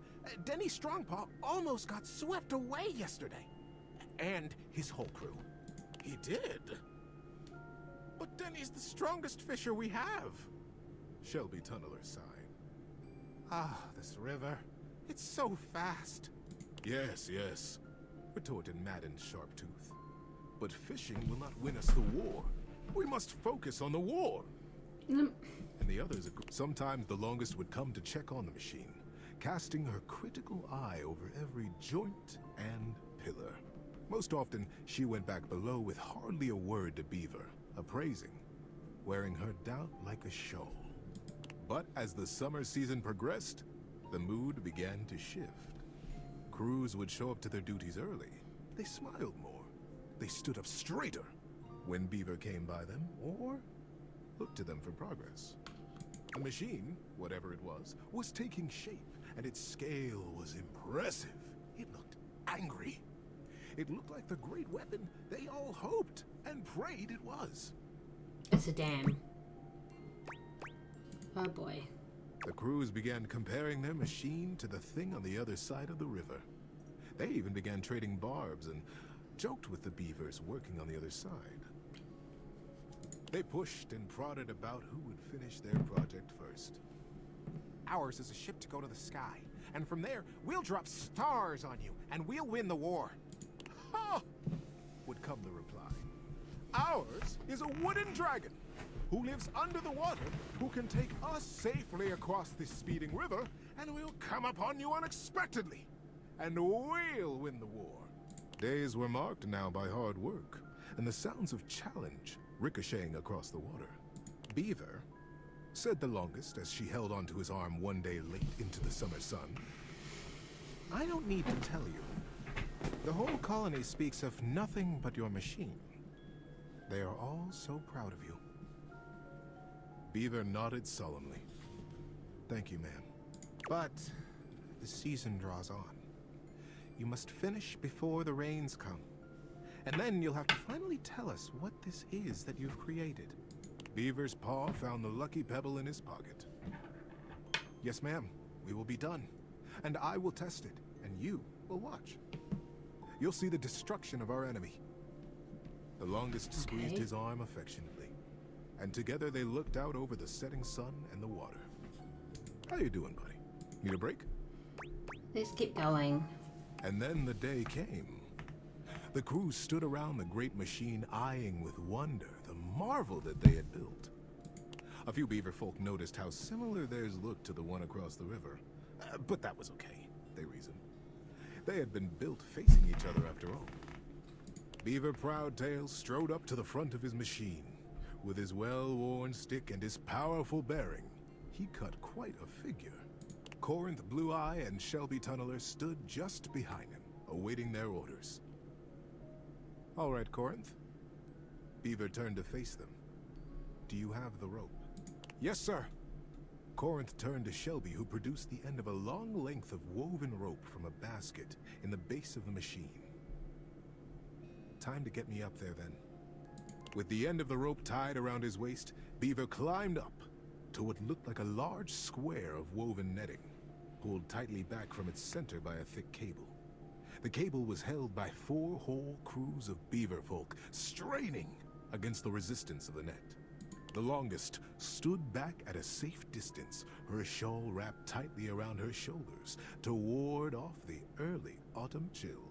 Beaver settled himself right in the middle of the netting, at the last moment shaking his head in sudden memory. Here, he said to Shelby, and handed her his precious stick. I'll be back for this. Back? Queried Shelby. Ready, crews! Shouted Beaver. Ready under General! Came the chorused reply. And loose! At their cue, the crews simultaneously released their hold on the cabling, and the netting rocketed forward, launching Beaver Proudtail out into the air. Maybe this is part of his plan. Great river! They cried in consternation and shock. What? Where is he gone? Is he all right? What have we done? The confusion was so great that not even the longest could restore order. Minutes passed before another shape came sailing over the river from the other side, to plop safely and squarely into the center of the net. It was Beaver. He had the same square head, and the same rope wrapped securely around his waist. Good lord! What a ride! That's the most fun I've had in weeks, said the shape in the net. He began to disentangle himself and stand up. And it wasn't Beaver after all. The royal of the cruise was instant and a bit frightening. Who is this? Who are you? They cried, and the longest shouted at the top of her lungs, Detain the stranger! The crews pulled him down from the net, and the stranger never stopped smiling, greeting them warmly, even patting some of the beaver folk on the back. He looked just like Beaver. But Beaver never smiled like that. Beaver hardly smiled at all, come to think of it. I can understand your confusion, said the stranger genially. Beaver and I looked so much alike, even when we were kids. My name is Builder. Builder Jumpfoot. When no reply or greeting was forthcoming, Builder went on. I'm from the colony across the river. Oh, the silence was absolute. Across the river? How was that possible? Was he a weapon? Where was Beaver? How were they ever to get him back?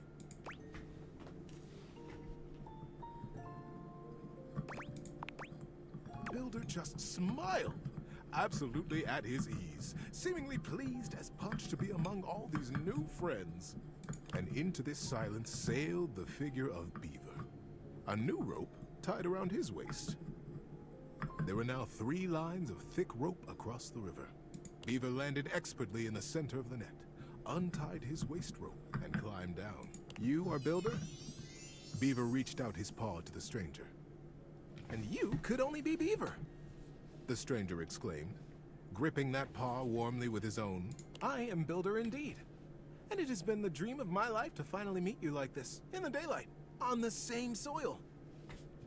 Mine as well, my friend. Beaver, for the first time in his life, allowed himself a great, eye-crinkling smile. I almost can't believe it worked.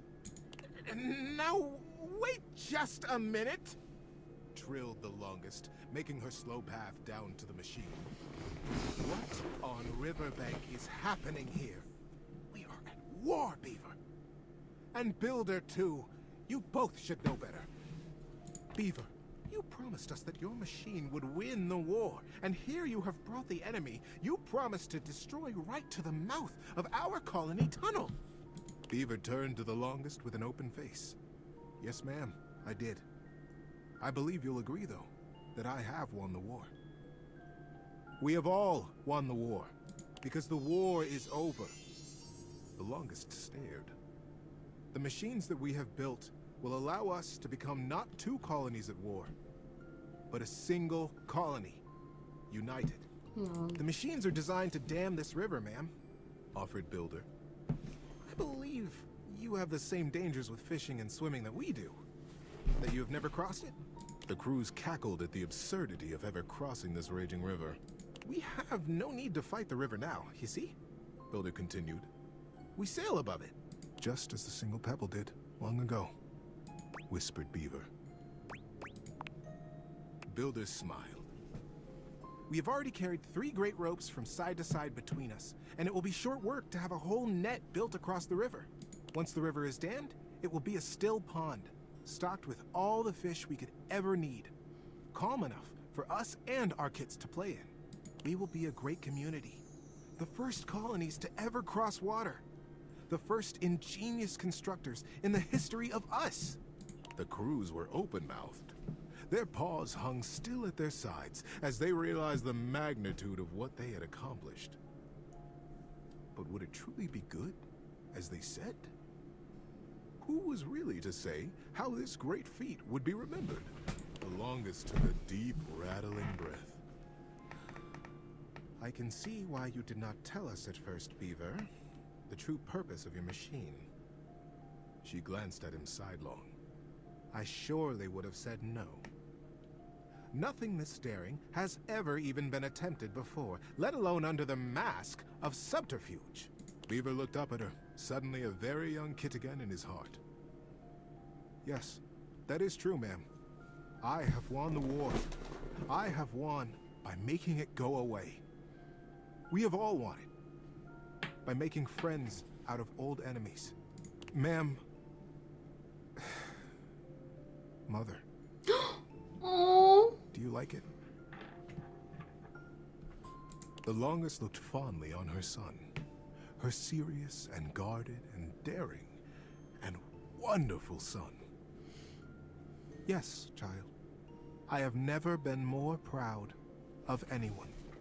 Builder guffawed and began to dance around, slapping Beaver brazenly and companionably on his back. Beaver stood solemn, quiet, a gentle smile tickling the corners of his mouth, satisfied.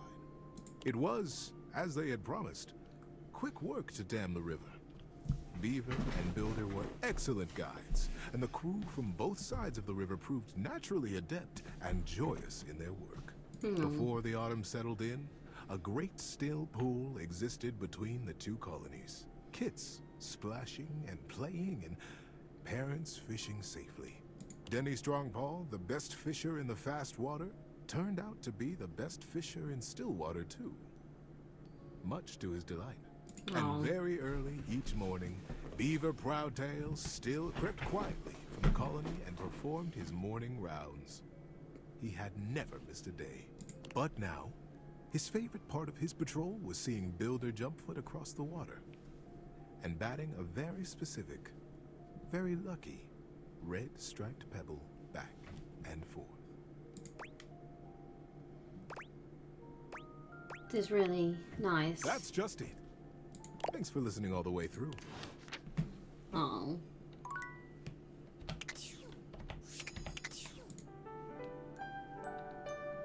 Hi Trini, how are you? I'm doing good. Alrighty, now let's go talk to the animal that's in here.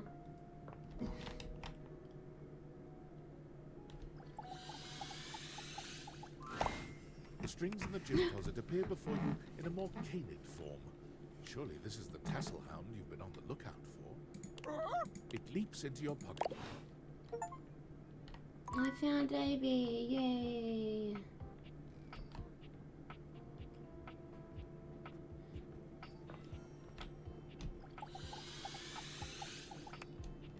Okay.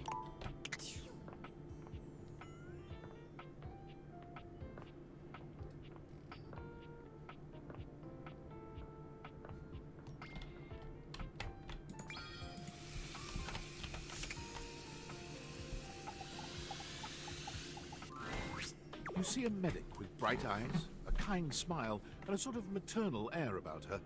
She doesn't even wait for your introduction, greeting you cheerfully. Oh, my. Hello there. A fresh face. Here to see the doctor, are ya? Sure. Well, look no further. I might look like any old Jane, but I'll have you know that you are looking at a truly top-notch medical professional, and the only one around for miles. Ba-dum-bum. Faria. Whether you've got a tummy ache or a life-threatening ulcer, I'm your gal. She pauses, looking you up and down, hopefully. Do you have a life-threatening ulcer? No ulcer or anything life-threatening, actually. You've never seen anyone more disappointed to hear of your good health. It's not good, but... Heck, I do get my hopes up, you know. One of these days, someone is gonna bust through that door bleeding from orifices, natural and contrived, and boy, oh boy, what a red-letter afternoon that'll be. Cool. Really hope it's not me. As do I. I understand they're quite painful. Then again, if you ever find that it is you, if by some misadventure or chance you find yourself in possession of said acidic incubus, I hope you know you can come to me. I would know exactly what to do. I would have a very good approximation of exactly what to do. Yes, basically. Anyway, what can I do for you today? If not an ulcer. I guess I could use a band-aid. Oh, bandages. They are the first line of defense when the interior of the body has the temerity to propose to become the exterior. Get back in there, blood. Back to your proper course's lymph. And you, skin.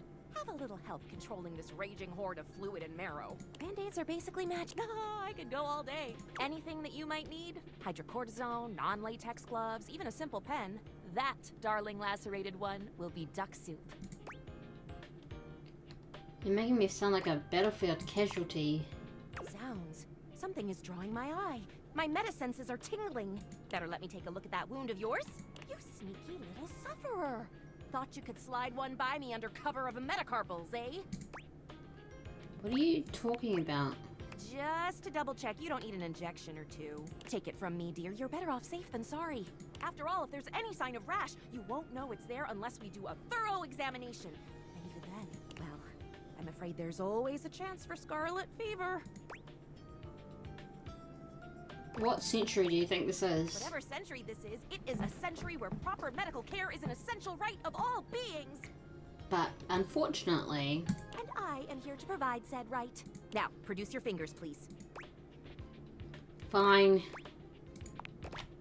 Faria looks you up and down, tapping her chin as she considers you from every angle.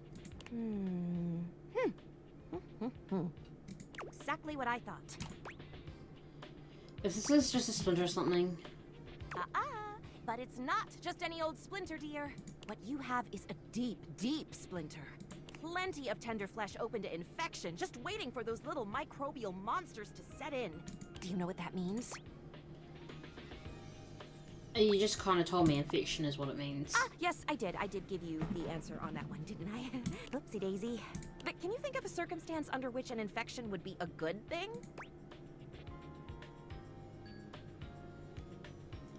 Infection bad. I remember that from health class. And how? And that's just the beginning. Because once the infection's done a number on you, and your poor, beleaguered immune system staggers back onto the field of battle for another round with the enemy, you watch helplessly as your body swells, burns, and turns all different shades of red, pink, and yellow, and the true engine of the enemy rolls up to the line. I just take some antibiotics. Gangrene. What? From a splinter? And before you know it, we'll have to amputate entirely. I really think you're blowing this out of proportion. Do you? Do you? Ah, I see. So you would rather wait and see. Allow the infection to spread under its epidermal shield until the enemy has a non-dislodgeable foothold in your precious body and you can no longer ignore the signs and symptoms. We'll just let it progress then. However, once it's bad enough, my poor new friend, I'm afraid the whole appendage will have to preventing spread, and I'm sad to say we lose many a good limb to splinters every year. You live in a very dramatic world. The world is dramatic. Drama isn't necessarily a bad thing, you know? Drama can be the spice of life, like cinnamon or penicillin. The bottom line is, you have got to stay vigilant. The world's a scary place, and your body is a fragile, fragile thing. Yeah, you don't know how fragile mine is. One wrong move, and you can throw it into total and utter chaos. A veritable breeding ground for every bomb, dick, and hairy slate of diseases ready to eat you whole. You never know what the seemingly tiniest, laughable symptom can mean. For example, got a case of bad breath? Maybe you just ate a sandwich with too many onions. Or your breath stinks like a dead fish on a hot Sunday because you've managed to develop halitosis as a result of the toxic substances in your body not being filtered out properly because your liver is failing. Yeah, thanks. Pretty sure my liver is okay. Love the concern though. You can never be too and when something does go wrong, well, it's my job. And I'll have you know, I take my job very, very seriously. No, I got that. A doctor's duty is to... That's a big responsibility. So you can bet your behind I make sure to cross all my T's and dot all my I's. Sometimes even twice. I bet your handwriting is hard to read. Never met a doctor who had good handwriting. I don't think they're proud of that though. Horse feathers. Oh boy. Girl, female, not boy. Oh, you were expressing consternation. Frustration. Got it. Anywho, it doesn't look like you've got any type of rash after all. Just that splinter looking awful. Let's get that taken care of. And then... there you go. Good as new. And if you do develop any plague-like symptoms, well, that's what I'm here for. I'll come back at the first sign of a sniffle. You'd better. Medical professional Faria is always just a sniff, Faria. sneeze, and groan of discomfort away. Alright.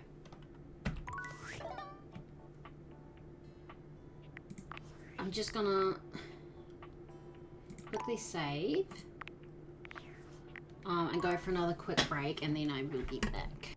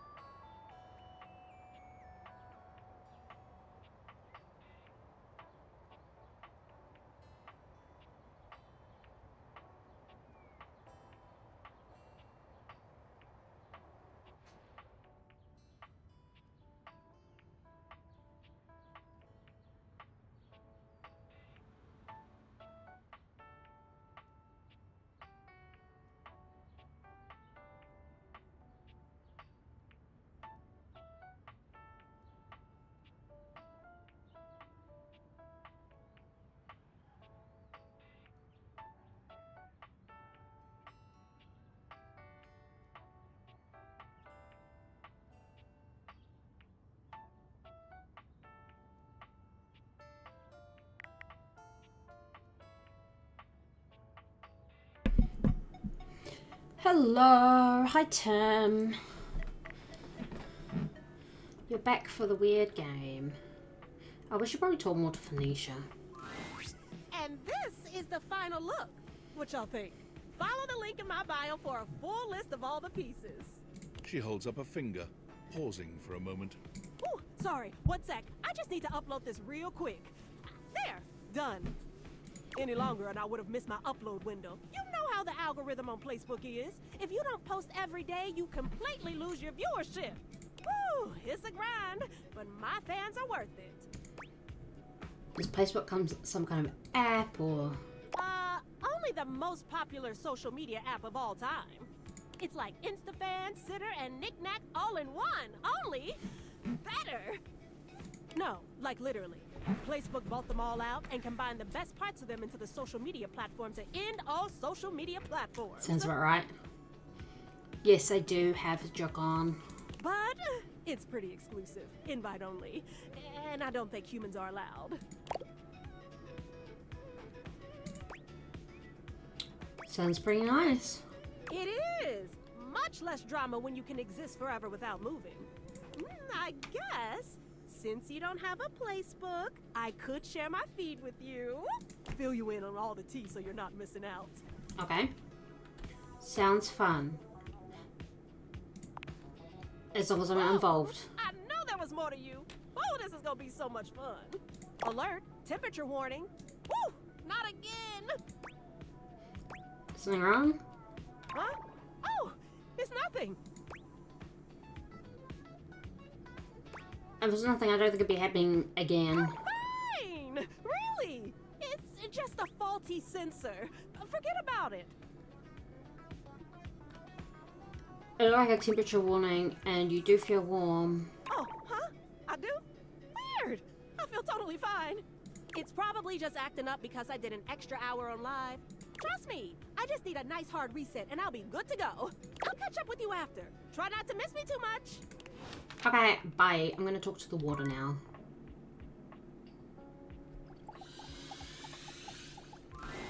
When you come across River again, she's got company. A glamorous companion in an equally glamorous bathrobe and that effortless sort of wet hair look. You recognize your bathtub, Bathsheba. Come on, girl. It's just the two of us. You don't have to play coy. You can't be all over this house and not have some good gossip. I don't. That's not really... Come on. You can tell your girl, Sheba. You know I won't tell. River's eyes dart to you suddenly, and you're not sure whether she's angry or relieved. Did I come at a bad time? Yes. No, not at all. Come here. Bathsheba throws her arm around River, pulling her closer. You can see River's cheeks flushing. Steam rises from her skin in a light mist. It's sort of adorable. Look, since we've got a new friend here with us, I'll let you choose. Our friend River here likes to pretend she's above things like gossip and opinions. And I know that's not true. Why, just the other day, I caught her rolling her eyes at Prissy. Well, that was just... And the other day, when Jean-Loup was working on a song, I know I heard her laughing. I wasn't. And every time you leave Winifred, she's got you all steamed up. That's her job. Doesn't sound great. Don't ask me about her. Don't sweat it, Riv. Look, I'll let you off easy. Just one little cup of tea. Your friend's choice. That's fair, isn't it?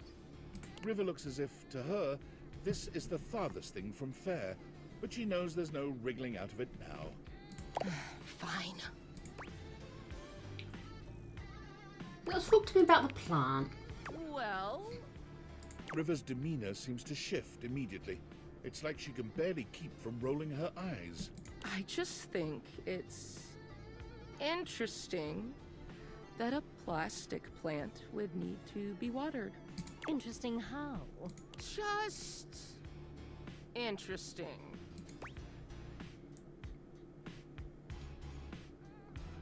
You seem a little offended. I'm not saying I'm offended. It's just... when my water slides down her leaves and gathers in the pot until it gets nasty... Oh, that is pretty nasty. Why do you water a plastic plant anyway? What's the tip? Shot's prettier. Oh, well, if it's to make her look prettier... Oh boy. You really can't read the room, can you? River is positively boiling, but... Just one question before I go. What do you think is my best? Oh, well, you're just so pretty all the time. But you know, you're so fun when you're liquid. After all, who doesn't love a good bath? I see. River leaves without another word. Whoa, whoa, whoa, hey! What did I do wrong? Wait up, Riv! Okay.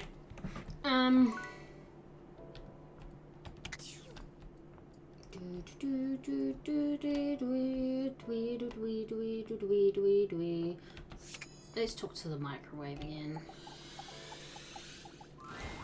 Ranger? Hi. What are you doing here?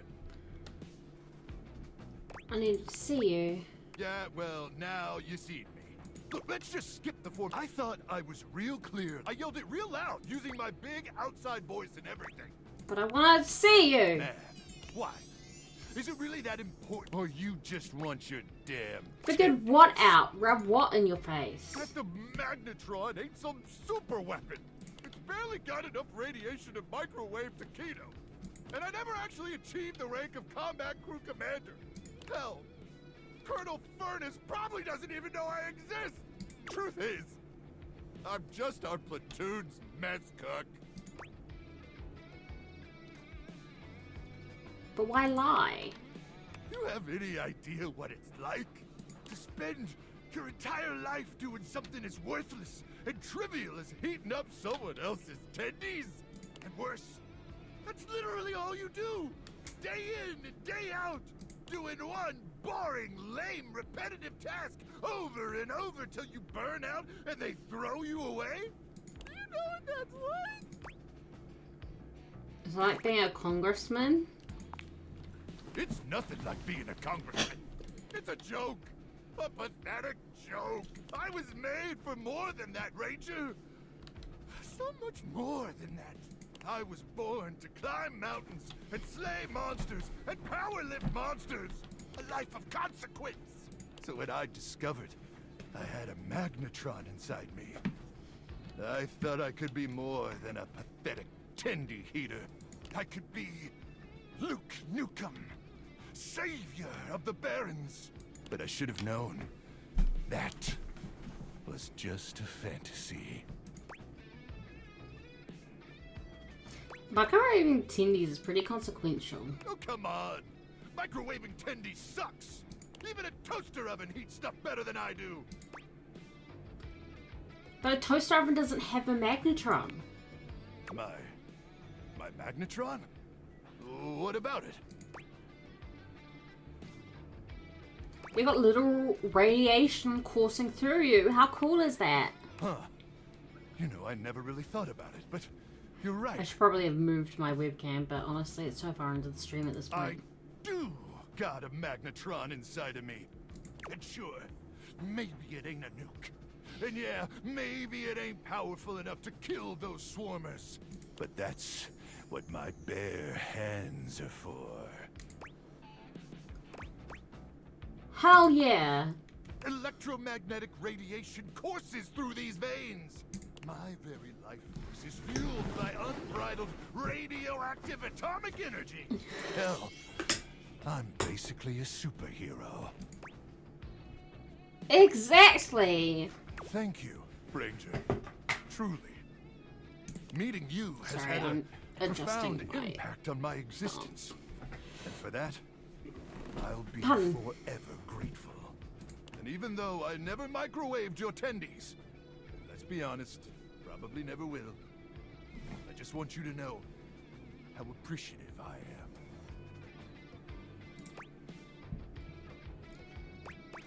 What do you think about us? And I'm hoping you'll still join me on this mission. After all, you're, my inspiration. I've only got the one sleeping bag, and we'd have to rely on our combined body heat to stay alive during the night. Okay. But there is no one I'd rather be pressed up against. Possibly naked, staving off certain death with than you. So suit up, Ranger, because you look damn sexy in that uniform. Aye, aye. It's time to send these swarmers to hell.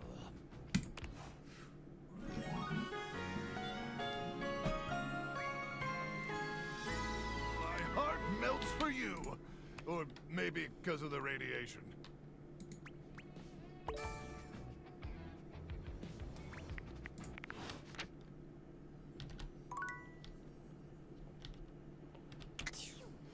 Let's go back to bed. Let's go back to bed.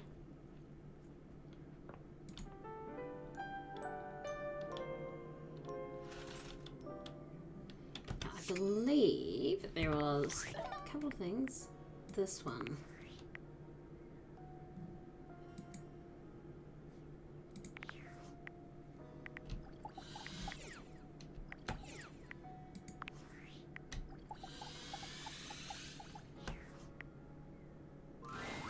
A tall, statuesque corporate type, striking hair and cheekbones, is staring at you, hands on her hips.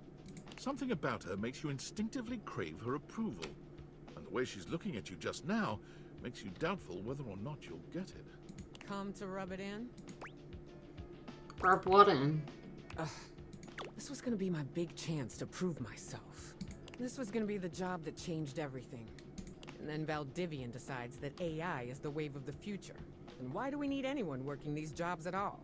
And you, large-brained genius that you are, train my replacement. I did not do that. I lost my job too. Am I supposed to feel sorry for you, traitor? Because I don't.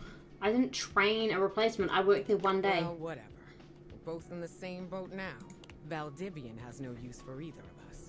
And you got me into this mess, so you're gonna be here to get me out of it. Okay. Sounds good. Time's wasting. Icebreaker. Your name and name's Wilhelmina Work. Friends call me Willy. Bum bum bum. Hello. You and I aren't friends, but in the spirit of team building, you can call me Willy. As for my fun fact, I speak 6 languages and am fluent in 4. What languages are those? What?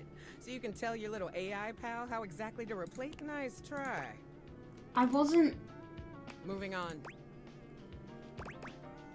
Introduce yourself similarly. You introduce yourself to Willy, but when it comes time for your fun fact, you hesitate for a moment.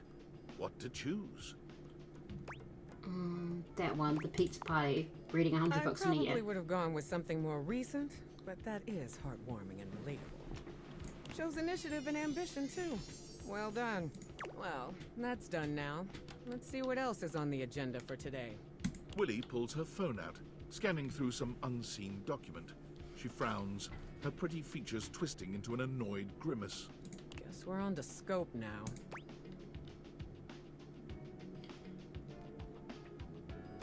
We should define terms of our relationships and set a plan. Very good. Maybe you're not as hopeless as I thought. Here's the deal. I had a job. You cost me that job. I did not. I am your job, so you don't have a job either. Tables turning, etc., etc. So you and I are going to meet every day until we figure out where I'm landing next. Since this is your fault and you have nothing better to do, you owe it to me to be here for this. I appreciate the opportunity to make this Good. right. You get this straightened out and I might develop some respect for you. I don't train AI. Thank you. I avoid AI. We've got some interviews lined up with some places around the house. First one's with Hanks Limited. Like the Hanger Hanks? The very same. Meeting adjourned. Okay.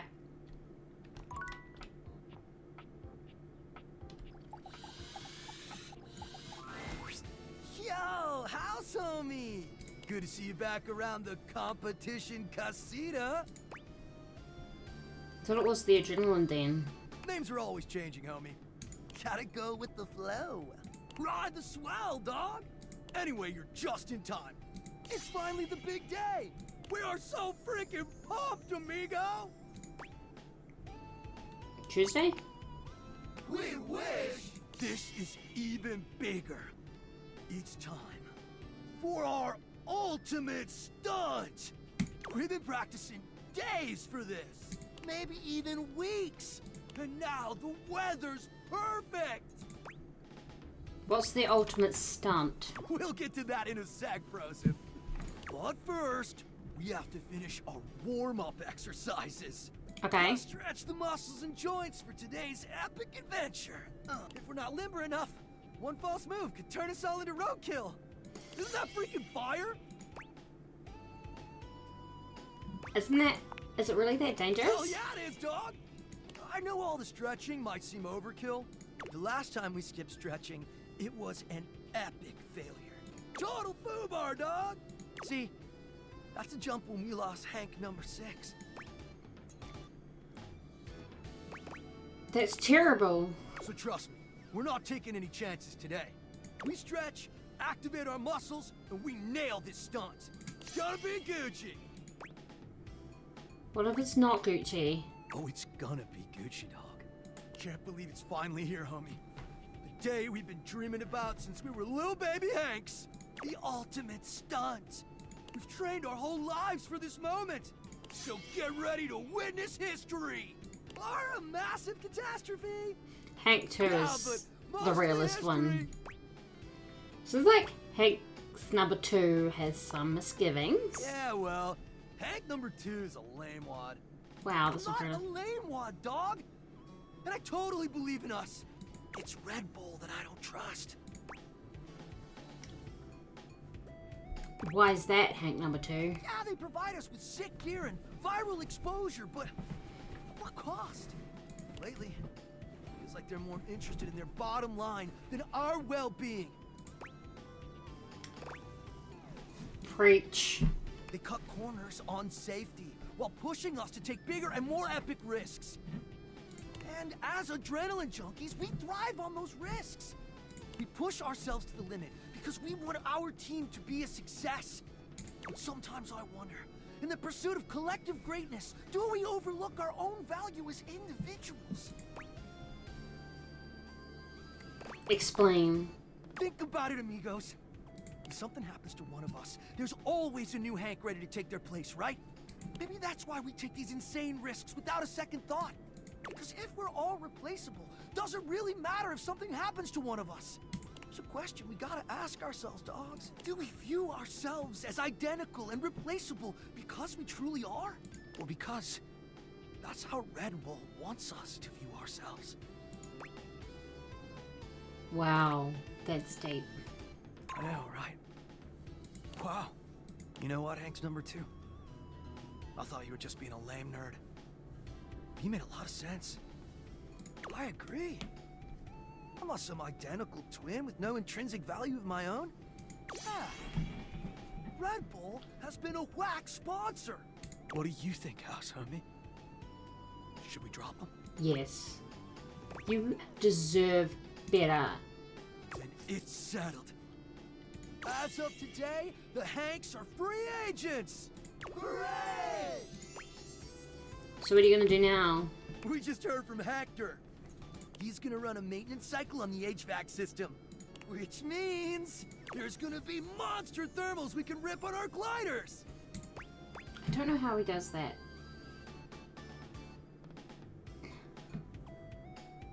I don't... Duh! The change in air pressure creates insane conditions! Okay. Gonzo updrafts off furniture?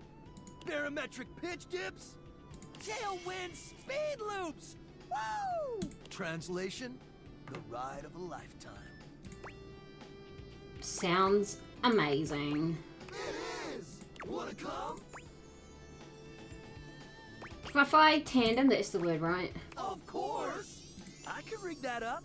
We could share a glider, but the setup would be me suspended above and behind you. Are you comfortable with that? Yes. Amazing! Let's get you... Bro... Wait! I can hear a mighty wind. Thanks! Away!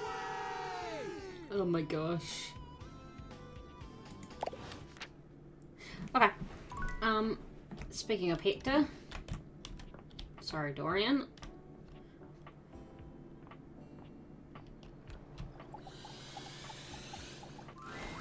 At long last, Hector reveals Oh, himself. hi. And frankly, you're not sure why he's been so terrified to show himself to you. You might have expected some monstrous, vile creature, but he's just a nervous, sweet-looking vent dweller. Well. Hello there.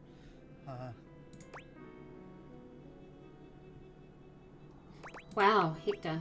Wow? Wow, what does wow mean? What is that? Is it a good wow or a bad wow? Please just tell me.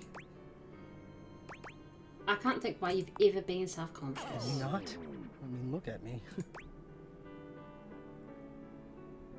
Hector, we're not gonna do that anymore. Do what? Oh, you mean say things like that about myself? Yeah, it's a very hard habit to break, my friend. I feel as though I have so much evidence that I'm not really being mean, you know? I'm just being truthful.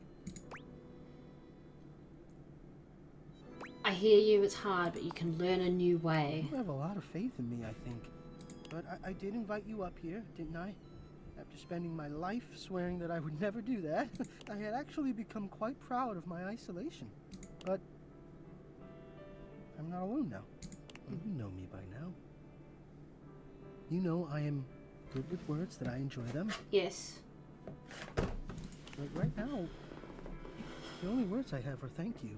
What you've done for me? No. I cannot fully express, but I hope beyond hope that maybe, somehow, you understand. I do understand. Let's just go with that. Incredible. Let's Between just do it. silly Make ventilation system. Scandelabra happy so we can finish Maggie's storyline. I love you too. So I can do Sinclair's storyline. Cool, great. Alright, bye. Alright, alright, let's talk to Prissy. Hey, you... I'm glad you came back. I've been thinking about some things, and maybe I did get a little carried away before with the flirtilizer and the watering can. Although, I can feel a little bit of a difference. You believing in the magic has helped so much. I'm not totally real yet, but I really think I'm closer than I was. Don't you think? No effort is ever wasted. I like that. Yeah. Everything matters, if only a little bit. I don't think I was wrong, per se, about those other products, but I feel like those things weren't addressing the real problem. What's the real problem? I think maybe I've got bugs. Bugs? Bugs. I think maybe part of the reason I haven't become real yet is that I'm actually afraid to because there are bugs on me. Makes sense, something you know not to become real yet because you're under threat right now. Exactly. So here's what I'm thinking. It's vinegar. Prissy hands you a bottle of ordinary no-frills vinegar, presumably white, but the label isn't even that specific. Oh yeah, I think that works really well. It does. At least according to the real plants I've talked to, but one day I'll be real, so it applies. Can you? It'll drive out the bugs that are there. Even bugs don't like the smell of vinegar. It's like a universal thing. You've got it. Yes, it's hard to stay hopeful sometimes. Probably wouldn't surprise you to know that there are quite a few folks around here who think I've spent too. Her leaves are a-meltin'. That's what they say when they think I can't hear them. Can you believe that? Folks get judgmental sometimes of things they don't understand. Yeah. I don't think they're trying to hurt me, but it's just, thank you for not being like that. I've been there. I'm glad I can help. Me too. Alrighty, vinegar me.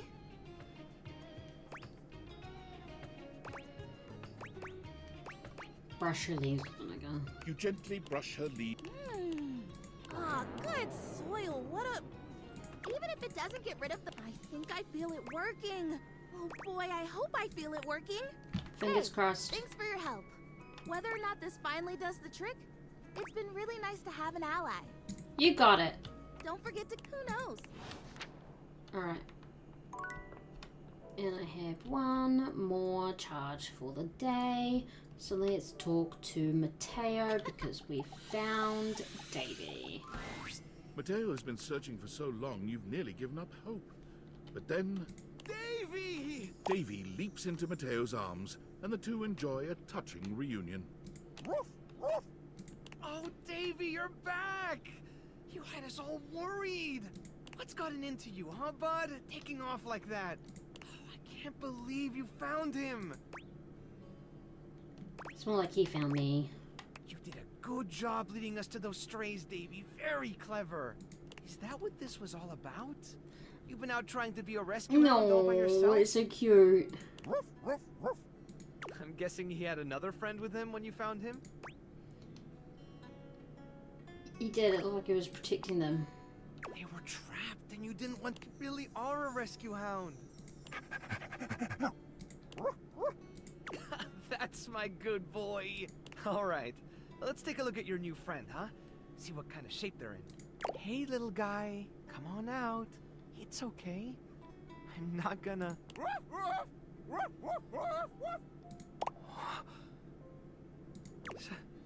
Stitch? Is that really you? Oh. Stitch! Looks like you already know this one. Stitch is my little troublemaker. He was always falling off to chase things around the house. That's the problem with Freyhounds. There isn't a stitch they can't slip through.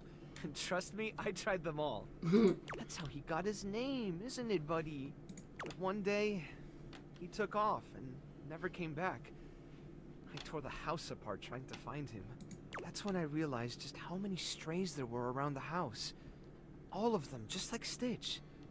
Lost and alone. So I started the rescue.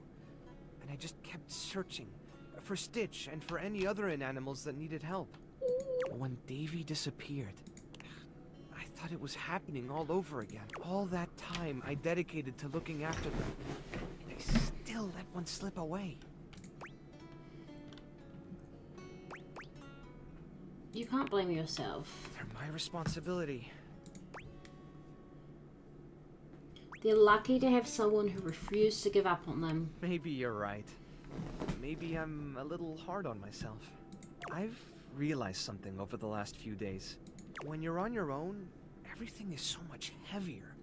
You're carrying all the weight, and if something falls, you're the only one around to pick it up. Good night, Trini. Thanks for coming by. But since you've been helping look for Davy, it's felt more like I had a partner in all this. Someone who cared about my little family as much as I do. Now that Davy's home, the thought of seeing you go, honestly, it's no good. I'm kind of sad. You've become part of the family, and I don't want to lose that. I don't need you either. Then what would you say to something more? Yes. I've never really had a lot of time to go out with someone, but I'd love to make the time to be with you. Yeah, I'd like that. Me too. I want to keep talking, but I should really look over Stitch. He's had one Chanel of a ride. Come by later so we can talk. Okay. Alrighty. Cardboard University.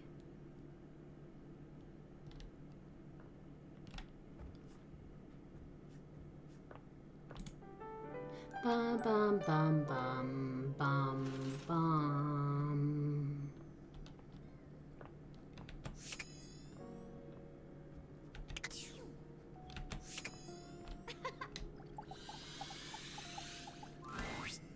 Hey, look who's here. Mateo's inanimal friends greet you with joyful barks and wagging tails. We've been waiting for you. Oh my gosh, look at them! For little old me. Yes, you. You act like you've never had someone be excited to see you before. I mean, I do live alone. Well, better start getting used to it. You're stuck with us now. Oh. I haven't had a chance to properly thank you for what you did. I just followed Davy's lead. No, really. You don't know what it means to have all of us back together again. I've been carrying around so much guilt over what happened with Stitch for such a long time. Losing her was like losing a piece of myself. Well, I did lose myself for a while. I just felt like such a failure. I let her down. And I knew no matter how many inanimals I saved, it wouldn't bring her back. I guess I just hoped, in some way, that I could make it up to her. You know, by making sure none of them were forgotten. Making sure she wasn't forgotten. But then Davy went missing. I was trying so hard to keep it together for them. But honestly, If it wasn't for you, I don't know if I could have gotten through this. Stronger than you gave yourself credit for. You gave me back that piece of myself. Brought my family back together. Mm-hmm. And more than that, when I saw you walking up with Davy and Stitch, somehow it wouldn't be the same without you. I'm rambling again. I'm sorry. This isn't going as smoothly as I hoped. It was a lot easier when I was just this is the practicing with cutest thing I've ever heard. I want you to stay. Here. With us. Yes. And Dun, dun, dun, dun, dun, dun, dun, dun. teen animals miss you. Okie dokie. Doobie doobie doobie doobie doobie doobie doobie doobie doobie doop. Hey Scandalabra, is it enough for you yet? You return, wishing for me to dig through your data decks once All more right. in search of Let's see what we've got. Why? In alphabetical. You took a chance. Yeah. So even the dirt Yeah. next door should be a recreation. Yeah. Sparks have flown. The world entire. The mellifluous air from the HVAC has sucked you in rather than the other way around. I am suffocating with the very scandal of it. You and that microwave have gotten your relationship to extreme heat very quickly. An express cook of calumny. Are you in love with the keyboard? I've been left out in the cold with the ways in which you love your blanket. You have strewn your keepsakes about. Cracks appear at this low. If you were to say that I might be a little more. If you desire it, of course. Okay. I eat. Can I try these curtains? What you're saying simply. Yes, it does. I know it doesn't. You ain't got no romance in your heart. I'm full of romance. I'm just realistic. What's going on about Kurt? Had an idea about something? Go on. Now that I'm on the spot, I don't want to. Because you know it ain't real. Fine. You gotta be the determining factor, okay? Oh, of course. Rod thinks I'm lame because I believe in love at first sight. There is no such thing. Just because you've never experienced it doesn't mean it ain't real. Kurt is feeling nostalgic for these shutters that used to be next door. We had a connection. They didn't even know you existed. You should have seen the way they waved at me. They got caught in the wind. They couldn't control it. Every now and then, he thinks about those shutters and he becomes impossible. They never even spoke. Kurt never even said a word to them. I didn't need to. You were scared. I was not. You was a bitch.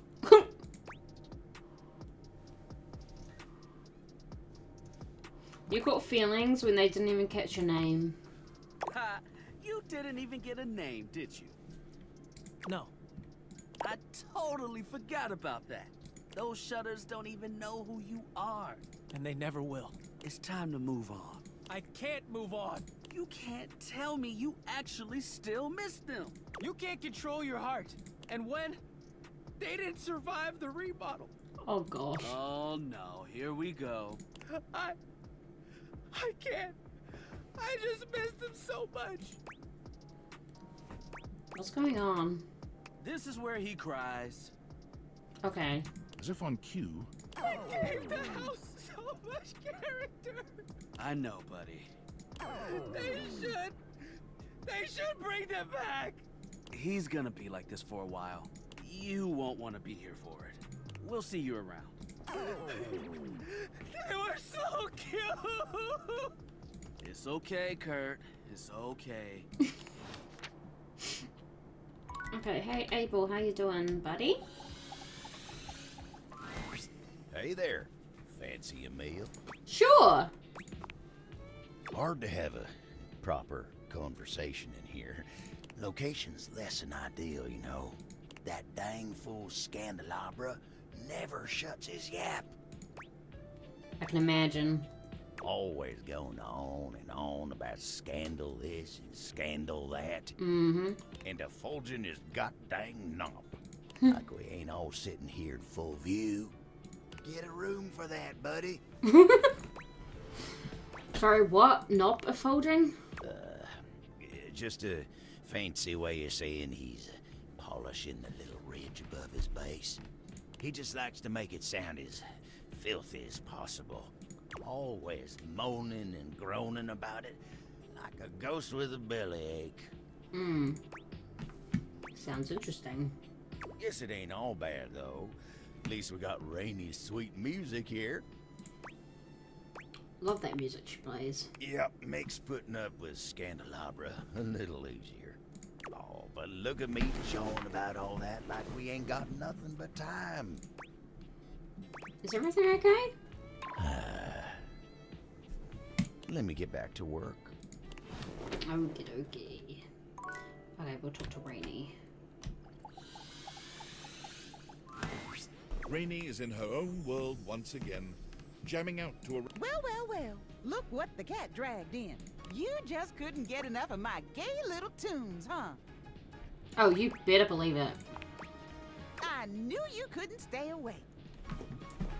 This house is full of wet blankets, man. I can't believe I'm here cutting the rug all by my lonesome. Time was. I'd be surrounded by sheets and shivas all dolled up and ready to dance the night away. I'm sure that means but I something. can't dwell on that. I can shimmy and shake just fine all by myself. Rainy turns away from you, dancing to her. She ignores you entirely, jamming out to her unpleasantly sped-up music. And then, with no warning or fanfare, the music stops with an unpleasant scratch. Enough! The needle of Rainy's record player is clutched in the hands of the perfectly coiffed and powdered Scandelabra. Oh my god. I am trying to work on my love poetry. Normally, it would be effortless for an artist of my caliber. But your disgusting chaos noise is filling the house and pushing all the meter out of my mind. Either shut it off, or give me a little kiss. That's awfully rude. It is, isn't it? I can't believe you made me come all the way over here from the other end of the table, practically. Oh, pipe down, you powdered palooka. Mind your potatoes and get lost. Do you even hear the nonsense she spouts? It is impossible to speak to her. Why, even in the best of times, the music she played was unbearable. Though, of course, it's become even worse since she took that tumble. What tumble? Oh, I wouldn't know. I would never tell. She simply hasn't been the same since that party. If you want to know more about this scandal, I would ask Celia. She was there for it all, and most importantly, she's at least given me a kiss. I don't believe you. It doesn't matter. I can still taste the stucco. I'm not wasting a minute more on this if no one here will kiss me or turn the volume down. Oh, don't climb up your thumb, mister. Don't you listen to a word he said. I'm fine, and I've always been fine. I'm still hitting on all 8, but whatever. If that goofy guy is going to come back here and bump his gums every time I start having a little fun, I'll just dance here all by my lonesome to the music in my head. And dance she does, in complete silence. Sometimes she hums a little, but even her humming has the same strange speed and pitch to it. Perhaps speaking to Celia... Alright.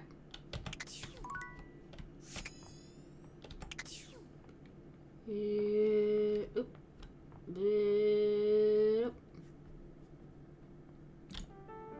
Bum bum bum bum bum bum. Alrighty, Celia.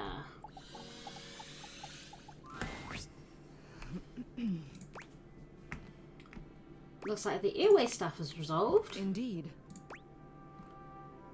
And what else to do but what? Tell Florence how you feel. Listen here, I appreciate all your work resolving this matter and everything you do around the house, but this is entirely out of line. You can't just go rooting around in the personal affairs of others. But you do like her. My personal feelings towards Florence are none of your business. Or anyone else's, for that matter. I don't see why I should have to explain myself to you.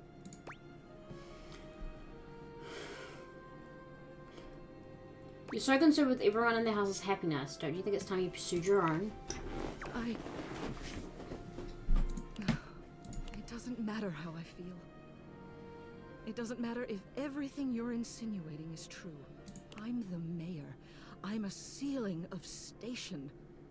I can't just go traipsing around with my secretary, no matter how kindly she is. Or how sweet, no matter how much I may want to. Florence enters, barely able to look Celia in the eye. Celia? Florence, dearest. How long have you been standing there?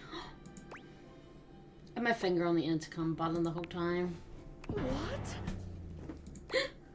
Sorry, I had to go over your head on this one. You can't go over my head. I'm the ceiling. There's a roof. It says there's 2 floors. Quiet. Miss Mayor, Celia, is it true? I'm sorry. This must be so embarrassing for you, seeing me like this. Unprofessional, that's what it is.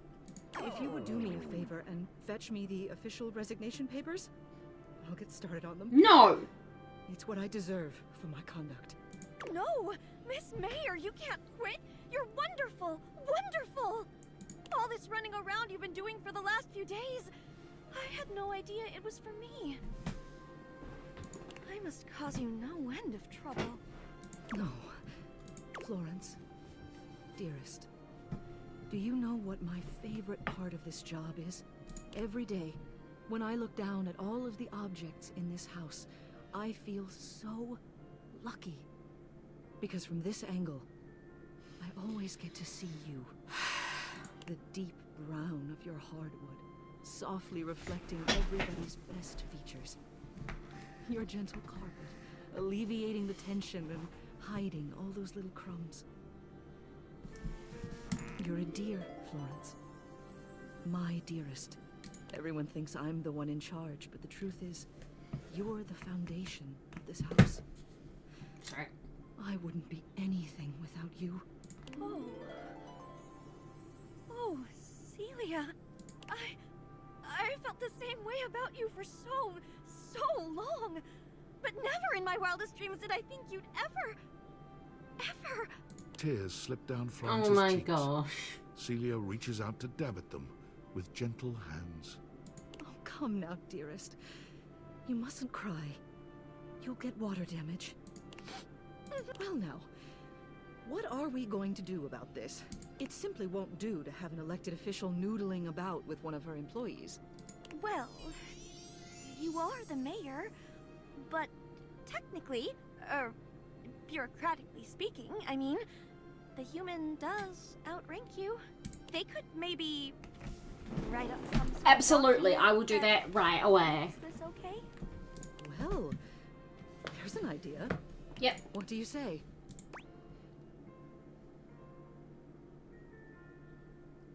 I can make you co-mayors, partners. Co-mayors. Yes. That sounds like the sort of HOA nonsense that the voters might just swallow next election season. Thank you. Truly.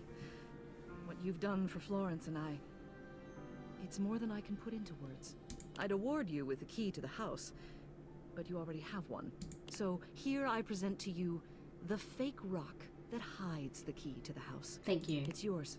Celia hands you the It was small already faux mine. rock you usually keep outside the door. You're not sure how she got her hands on it, but you're not about to ruin the moment by asking. You'll always be welcome. No.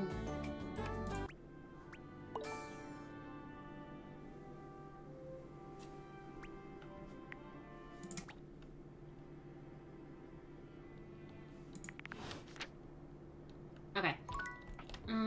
Toolbox. Hey, teacher's pet over here.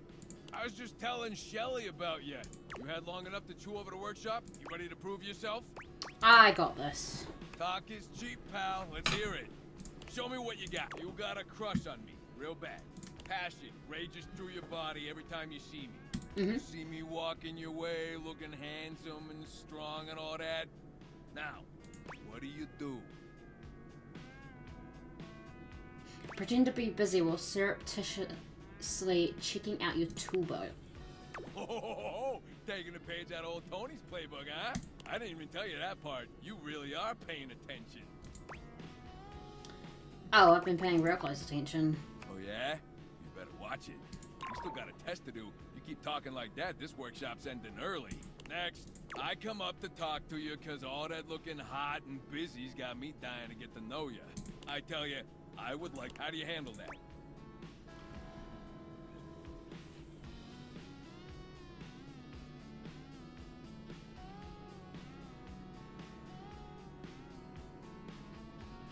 I think you'll find out. I was telling you very clearly just what sort of tool. No, that one, short pad. Hey, whoa, whoa, what?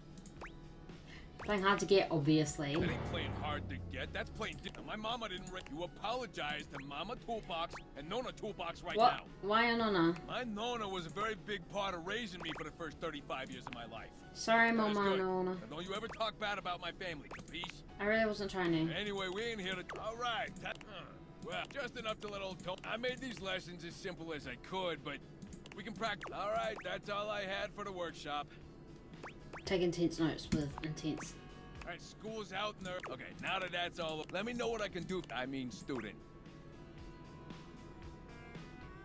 No notes. You're perfect.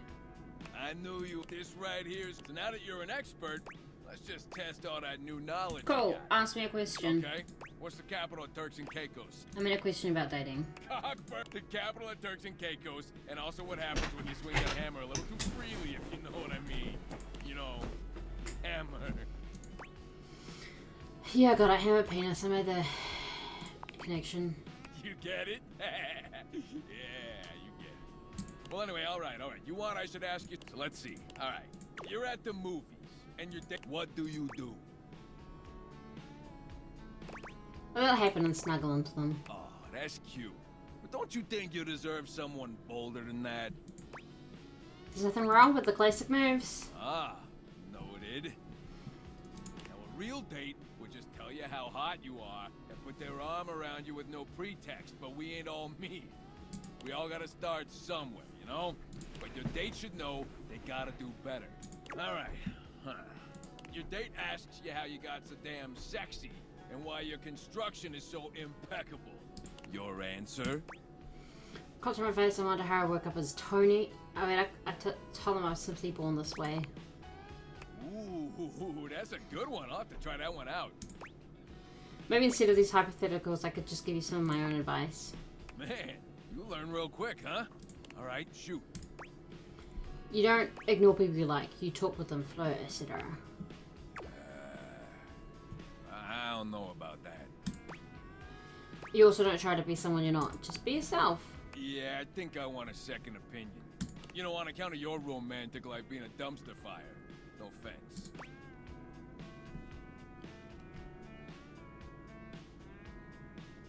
Not taken. It's a very pot meat kettle situation. We're gonna need to bring Rainey in here. And by we, I mean you. It's from Brickle by Rainey? Yeah, that's the one. A real doll. Real musical genius. I mean, I can talk to her, I guess. Talk. Get out there and make me... Don't forget to talk to Rainey next time you come through. I'm gonna take lunch. Okay.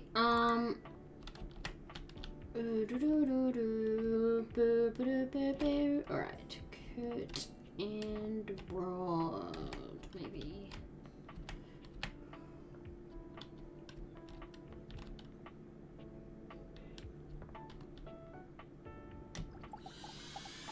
Gwendolyn. Gwendolyn is looking. She doesn't seem to see you when she turns away. Ooh, huh. If it ain't the looker, you startled me. You seem distracted. What?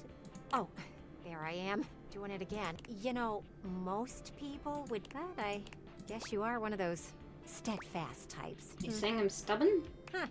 Your persistence shall win the day, it seems. Gwendolyn's gate. Well, oh, sorry. I don't mean to be distracting. They've been playing tag for hours now. The parents aren't doing anything about it, which is kind of funny. Do you think kids are cute? From far away, I do.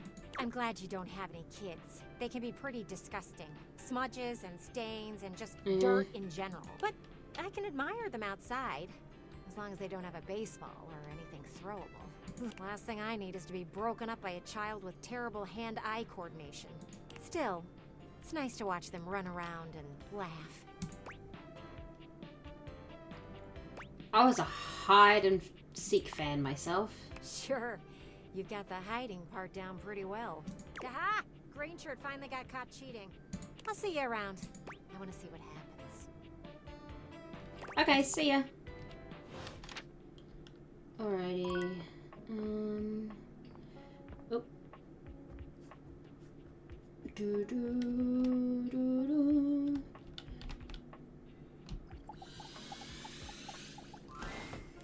Hey, buddy. You here to get comfy? Yep. I'm sure not here to get uncomfy. Boy, do I hear that. Koa smiles at you as you take your time. Seems to slow down in Koa's sweet presence. Talking just doesn't even seem like an option when the vibes are this good. Oh. Just as you find yourself beginning to grow sleepy, Koa speaks. You really know how to share a vibe, buddy. I got something for you. Oh, hell yeah. No problem. When a couch gives you lint, it's really mean. It's kind of like a human. I heard that's like real big in human culture. Oh yeah, we do that, some people. Yeah, see? So you get it. I'm just feeling, I feel like you know, I feel a pulse.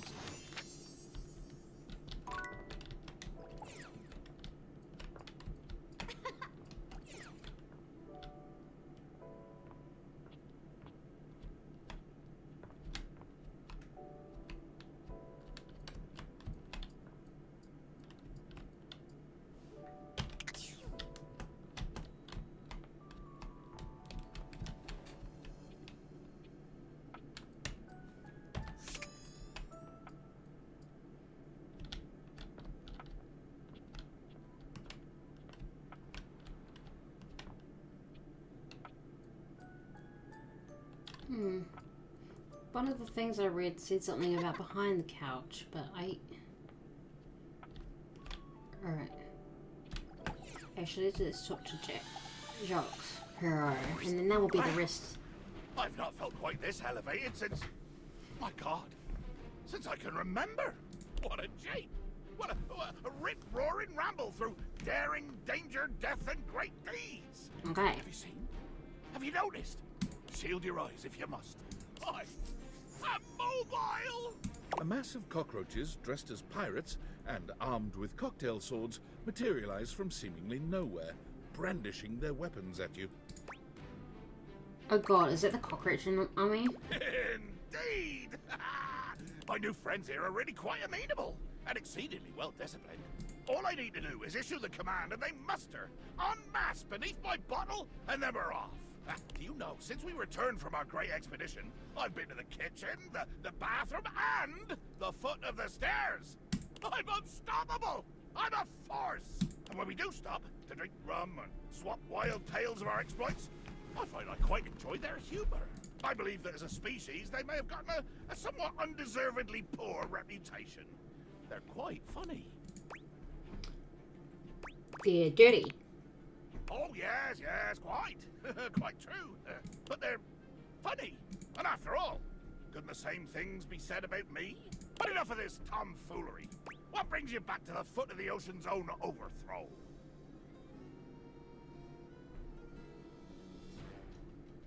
I still don't get yourself naming, but I just wanted to say hi. See, you're still a waster. I'll bring you hi to me when you could be bringing me adventure. But no, I've decided that I do not hate you. Excellent, that's what I was going for. I doubt we shall ever be. I may occasionally try to kill you, truth be told, but that is my nature. And in your case, I do not necessarily mean it as anything personal. I'll be very comforted by that. Thank you, Jacques. As closely as I can approximate the concept of ask nothing of me, and don't push your luck with smiling, but I do not. Congratulations. I could touch you without permission. There are very few beings on my list of do not hate. And now, I'm off. Myself. Okay, bye.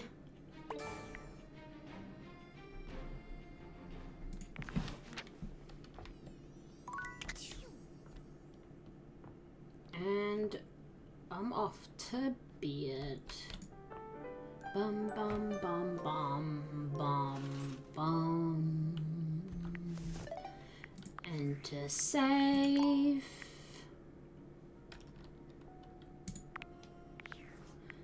And then let's have a look.